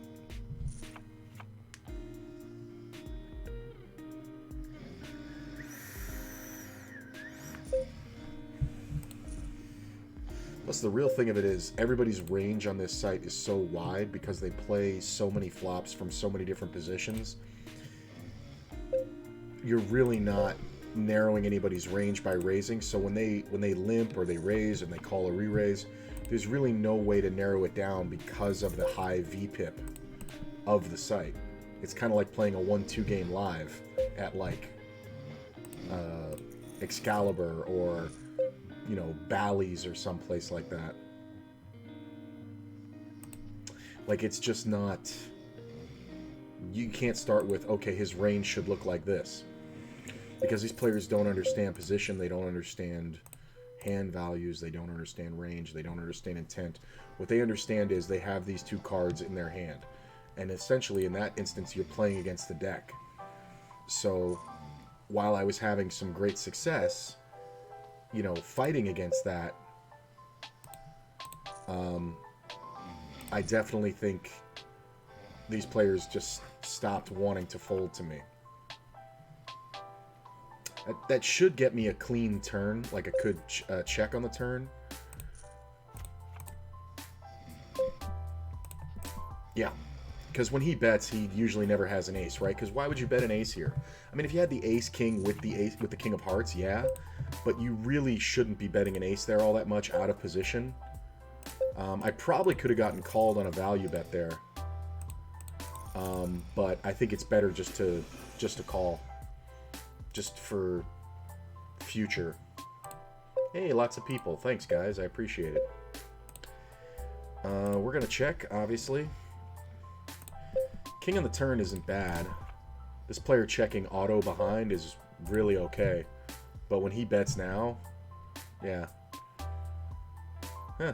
I wonder what he had. Well, I guess we could find out, right? He had 10-9 of hearts.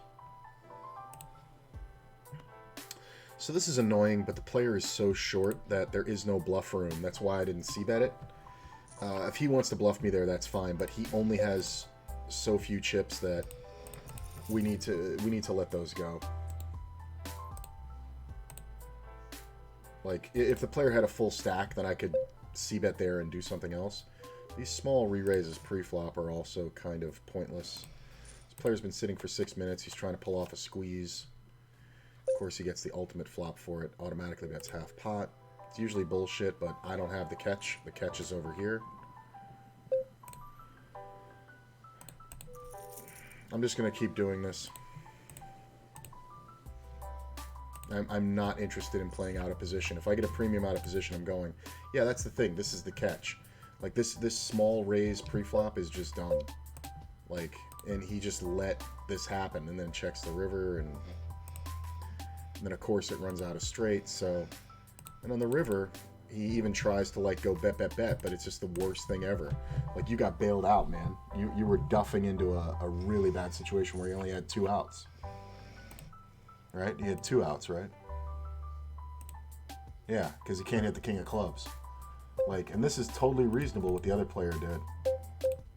And it's like, just trying to fight against that is awful. It really is. Ooh, set versus 1 pair. It's kind of... Is it because the board paired off? Like, what happened? So this is a limped pot. Wow. Going broke in a limped pot is so common on this site, it's hilarious. Well, this is an easy call. Position and a good hand. Hell yeah.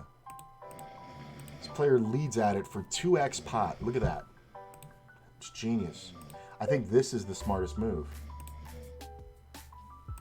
This is the smartest move. Just overbet the monsters. He's got a set of 4s and he did that. Now he's all in. He made a pot-sized bet on the turn. I mean, granted, this player isn't that deep, but... Yeah.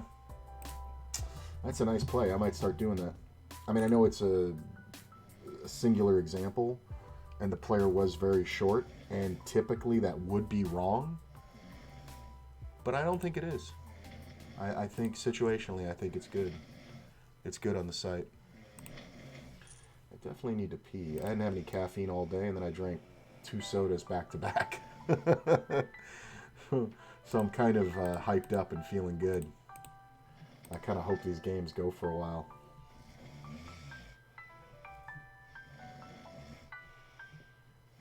Okay, that was interesting. I need to see that one again.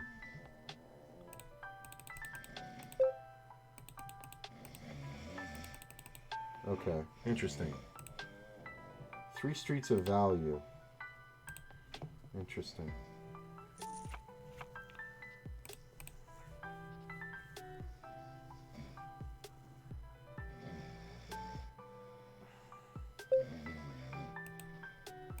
I still don't want to open limp anything. I think it's the only part of my range I can protect is by not open limping. So like I have to call a lot of limps instead of raising or whatever, but I still don't like open limping much at all. I really don't. Like in first position I've found some open limps in like suited broadways and suited connectors and you know, every pair, things like that, but there's not many. Like it's like 3% of the deck. And it kind of only works for first and second position when first position folds and you're in second.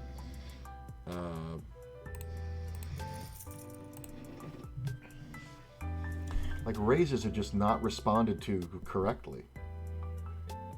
Like look at this. Explain to me the hands where these are good ideas. Like this one call, fine, with a pair, but what is this? What is this? The button calling. Like why is the button calling? So, and this is a situation where it's kind of a negative free roll if this guy bets, but I think it's okay. It took a long time and checked. I am going to bet right at it. Just going to act like I have an overpair. I think this is fine to call sometimes. I don't think we're going to see too many crazy bets when cards like the 5 or the 3 come off, but we may see bluff attempts on the river. See, this just goes right down. I'm not going to bluff this river. I think I actually win here about a third of the time. Go ahead and bet half pot. Okay, when that's called, there's got to be 2 pair, right? Yeah, 2 pair and a set. Look at that. Yeah, but I like that I was able to see the river. To see the river there versus a set is just kind of really amazing. This player just doesn't have enough chips. If he wants to get it in, we can get it in. This table died. That sucks. I'm going to check and allow him to bet. I'm not folding, but I don't know if he calls 3 streets with a bad 10. But if he jams all in, I'm not folding. I'm just kind of thinking maybe he had like 6-5 or 6-7. Ace-7. Okay, so I don't think he calls the river jam. So I think checking there was fine. He might, but this player has folded some really pretty strong hands. Oh, we got another player. Nice. I'm going to try to keep him alive. I'm feeling good. I'm getting good results. And the most important part is my temperament is correct. Like I'm not annoyed, but I'm seeing what these players are doing wrong, but it's not bothering me. And probably because I'm starting to overfold. So like this is one of the few limps, like because there is no first position. Or second position and we're short-handed. Like this is kind of one of the few limps that there are.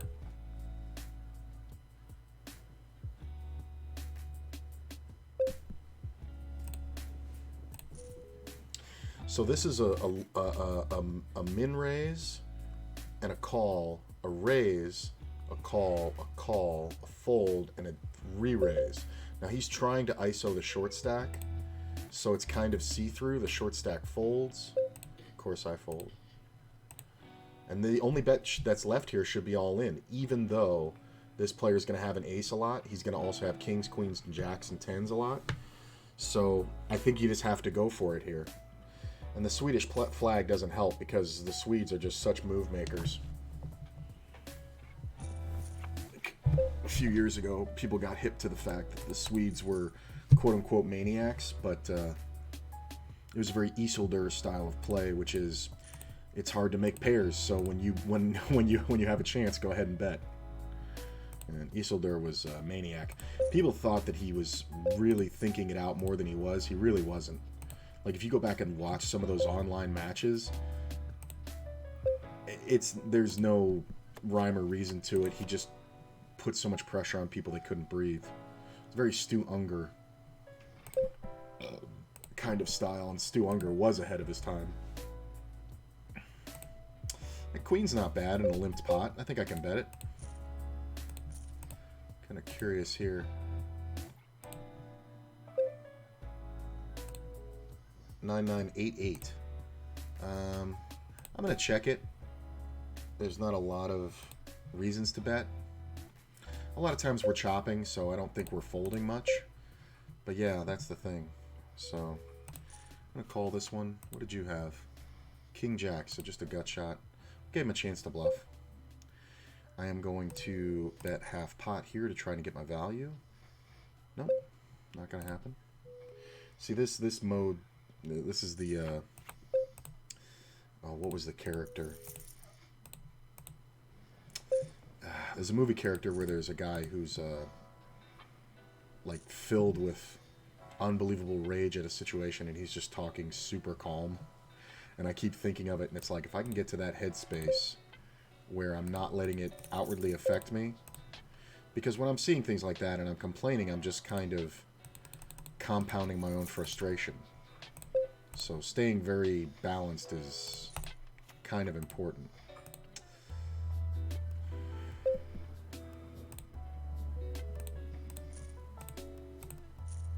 So you see a limp. I raised, or I 3-bet. And I'm going to bet. This is a good bet. Hey, 3 winners. Except that one. That's a good bet because I definitely had good showdown value. King or Queen Jack, something like that. Ace Jack even. Jack 9. Maybe the Ace Jack with the Ace of Diamonds. I think if this player bets, you have to call if you have a Jack. You had a straight and checked it? Oh my god, you're up against 2 pairs so often. Jack 7, yeah. I mean, like, you think he's actually folding if you blast that river? That is hilarious. There's a player with 100% VPIP, and you think he has Ace Queen? You're out of your fucking mind.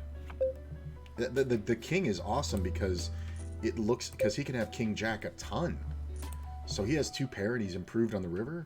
Just keep betting. Power bomb. Yeah, I definitely like the way I feel better now. I did my standard thing, which was I was super depressed and upset, and only because I couldn't figure out what I was doing wrong. And the thing was, it's that concept. It's like that Days of Thunder line. I'm not going faster. Everybody else is going slower. So when that happens, you have to drive to avoid them. So you know what I'm saying? So it was too many potholes. So I kind of decided, I was telling Courtney, she was like, so what are you going to do? And I was just like, well, I'm just going to try to consume enough of the media that I like that I feel like it's worth getting up in the morning. So I started watching Star Wars, and I ended up finishing Hawkeye, the series. Holy shit, was that good. Oh, I don't want to spoil it for anybody, but they brought in a character that brings in another series into the Marvel Universe, which I am a huge fan of. I've been a fan of it since I was a kid in the comics. Has my favorite villain of all time. And they had a Netflix series and it got canceled, which is a goddamn tragedy. It's always a king on the turn. And an ace on the river. Wow, that got worse and worse. Thing is, this is a great spot to bet. But this overbet, yeah, go ahead, bro. It's at least 2 pair. It's like, you think it's doomsaying, but it's really not. I've just seen it too much. And I think check raising on that flop would have been a good idea. But versus that specific player, I think it's a little, you don't get much value. You know what I'm saying? Because when you check raise and they just have overs, they're not going to call. They're going to, do whatever. And when they do have something, even something that I beat, like pocket nines, it's the kind of player who will turn pocket nines into a bluff and just jam the flop.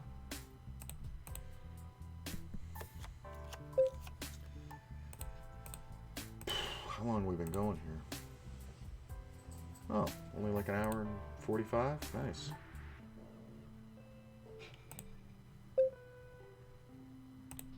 Fold this one. I think I need to pee, so I'm going to be right back, guys. Just give me a minute.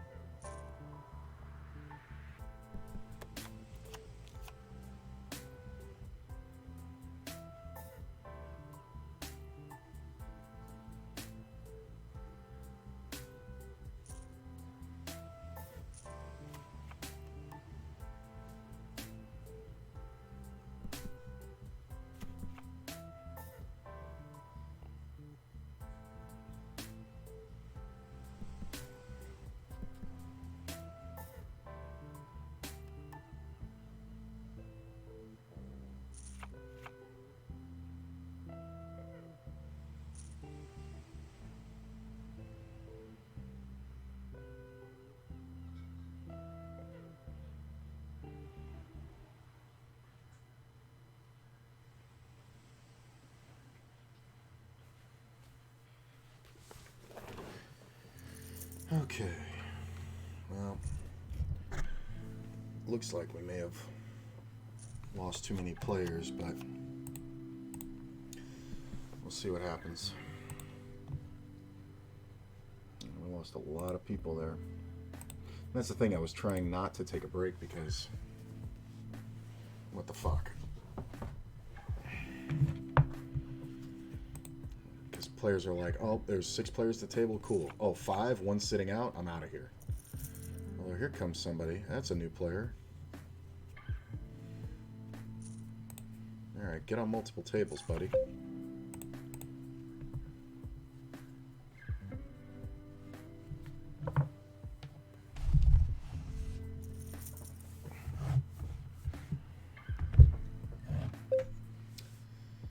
Yeah.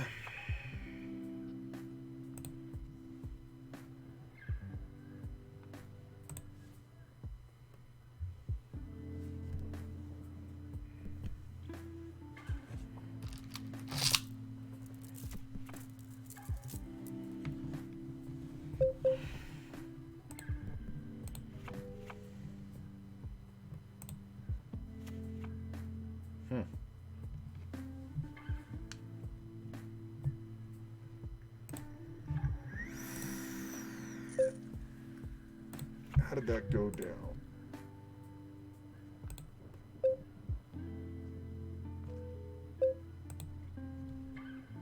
Check, call.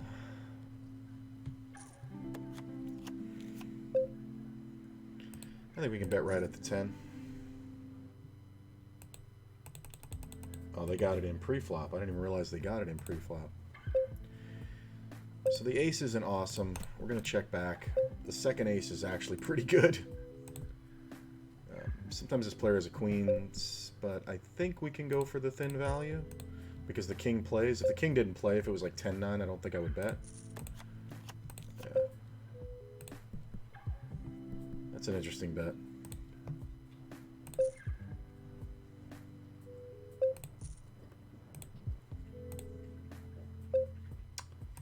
Do have showdown value. This player behind is kind of annoying though.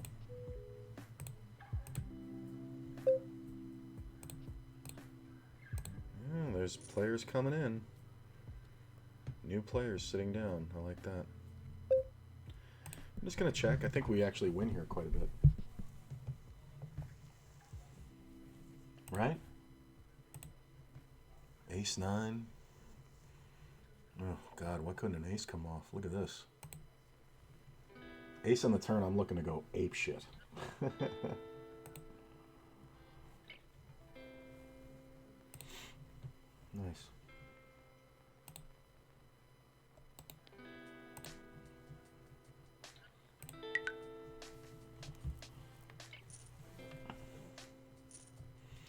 This is interesting. It's filling up with brand new players. Like, it's 11:15 at night. I didn't think that would happen. What day is it? Oh, I guess a lot of people have tomorrow off, right? Yeah, it's Sunday. Christmas. So, like this player and this player. 4 is not bad. It gives me the ability to bet. I think I do have to bet twice a lot. Eh.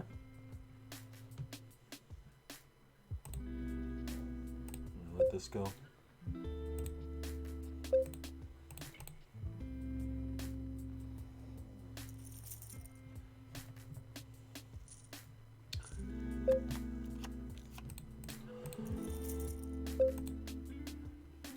Okay. Like that's a major adjustment. The 10-9 mathematically can be raised from any position at any blind count. But just calling it there I think is better. Get snap called behind. These players need to get out of the way. Not realizing how short this player is going to fuck them up. I'm going to go ahead and go for value here. Hopefully the river is red and we can check and get bluffed at. So I'm going to go ahead and bet again.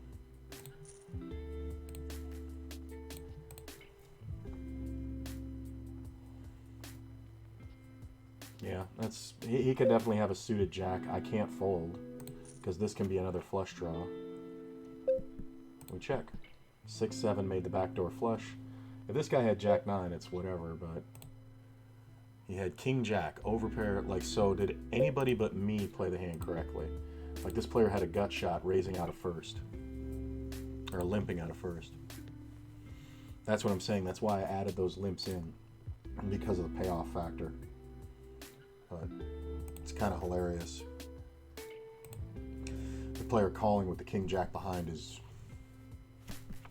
like, that's literally overcards. And then he makes the card to go broke. And it's like, this player's never folding, but you shouldn't even be playing that hand out of first if you're playing optimally. But because of this site, it's definitely a thing that you're going to see done enough.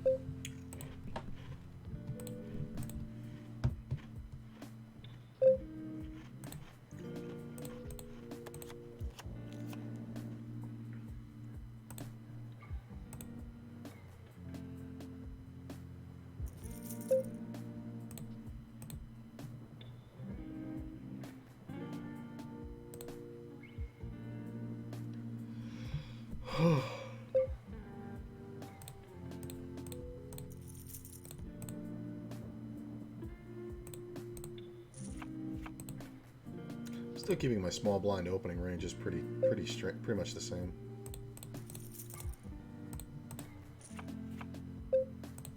I've just worked too hard on them to adjust.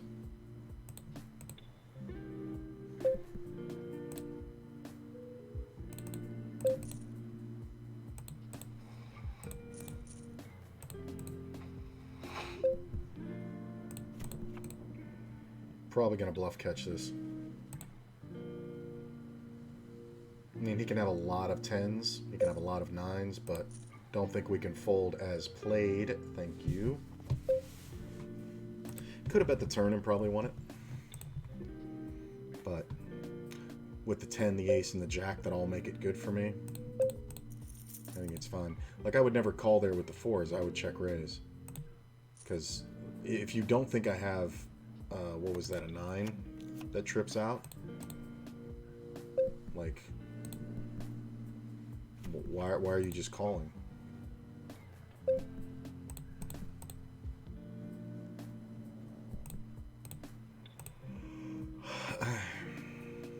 King on the river would have been good for me, probably.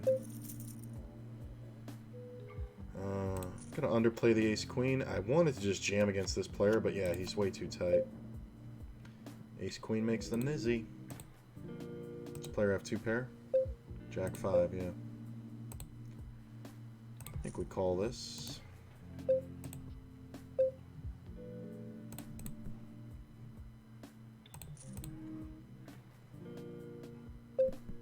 I think we check. Yeah. I think I win enough that I can check there. I don't need to bluff it. Interesting that it's a tie.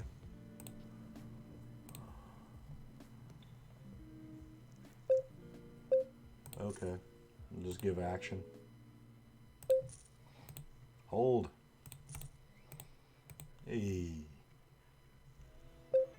Look at this.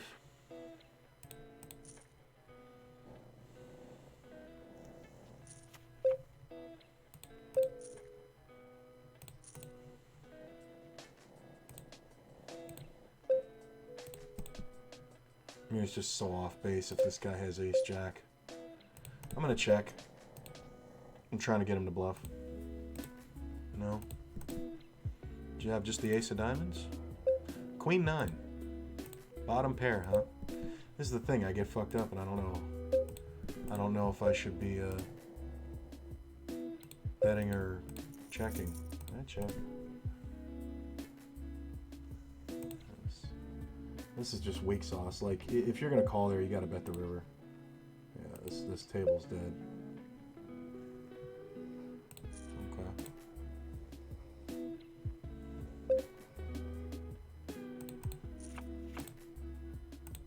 Look at this.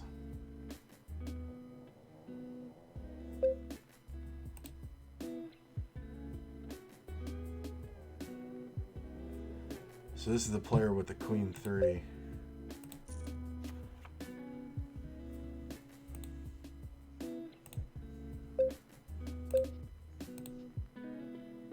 Is this table going down too? Yeah, I guess so. See, now he bets big. This kind of player doesn't protect enough, so it's fine. I think that's gonna have to do it. Well, it is 2 tables.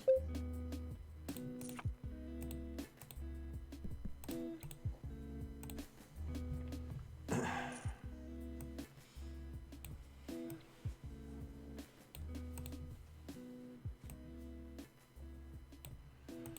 don't want to keep playing, but that's kind of a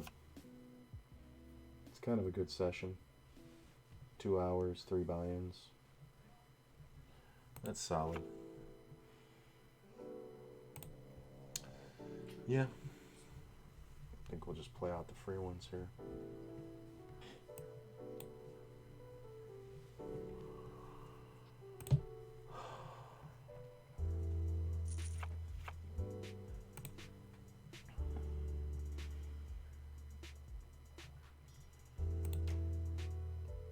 Yeah, because I'm not going to be able to focus playing just 2 tables.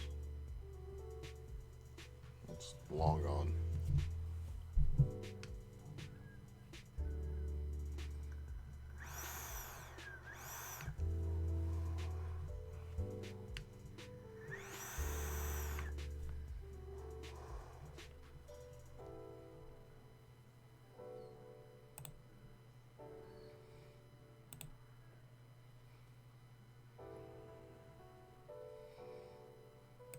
You guys tell me if you want me to hang around.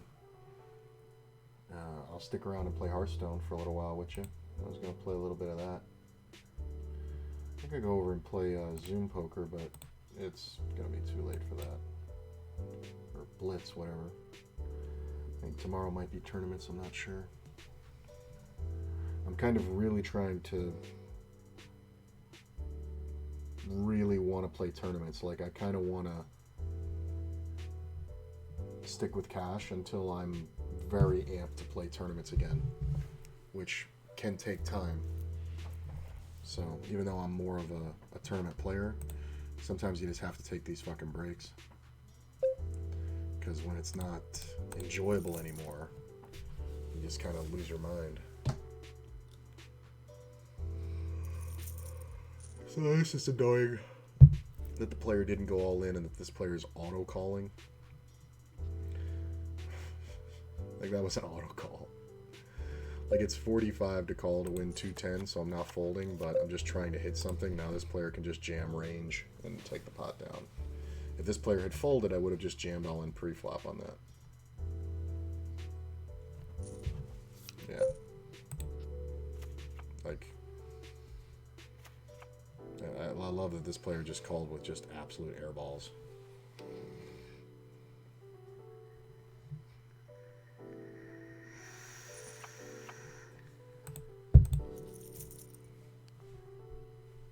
Tactical what? Tactical insanity.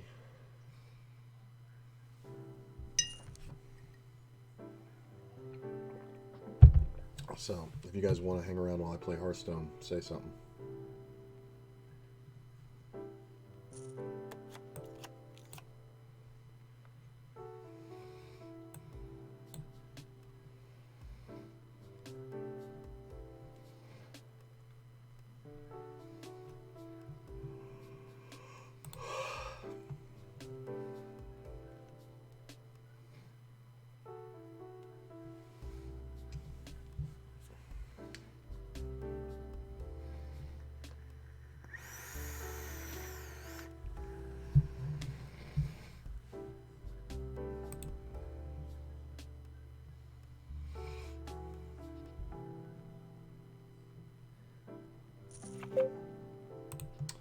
Well, there it is. So started out the day at 254.96, let's say 255. Ended at 282. So that's what, 255 minus 280, so it's 82 minus 55. It's 32 minus 5. That's 27. So that's 2.7 buy-ins, 270 blinds in just over 2 hours. Probably about, let's say, 4 tables times 70 hands. 280, 560, we'll say 600 hands. So what is that? That's 270 blinds divided by 6. 6, 12, 24, 40. 4 blinds per 100. Pretty good. Pretty good. I believe I'm going to start doing the everyday Wake Up With Me streams again tomorrow. I'm going to go ahead and wrap it up. I'll see you guys by noon tomorrow. We're going to continue with the pokercoaching.com's tournament masterclass. And yeah, we're going to bang through that and try to complete that by the end of January, the entire course. And I'm going to try to do it every morning again. I just needed a break from it. I was getting burnt out. So, but I'm looking to start getting up earlier and working out early in the morning before I play. So I'll wake up, do the stream, go work out, and then play. So that's kind of my MO for the next hopefully 3 months or so. All right, I'll see you guys later. Again, Merry Christmas. Thanks for coming out. Don't forget to follow the YouTube. New content all the time, and every session of this cash game challenge is in there. And I'm not putting pressure on it anymore. I know it can be done in 30 sessions, and I still have that goal. But that leaves about 10 more sessions to pick up another $700, which is 70 buy-ins. Not hard because the buy-ins are going to go up after we hit 500, but hitting that 500 is hard to do. Getting halfway there is the biggest challenge, because after that it kind of snowballs because you can play bigger levels or bigger limits. So, but that's the way it is. So who cares how long it takes? Let's just do it. I'll see you guys later. Have a great night. See you in the morning.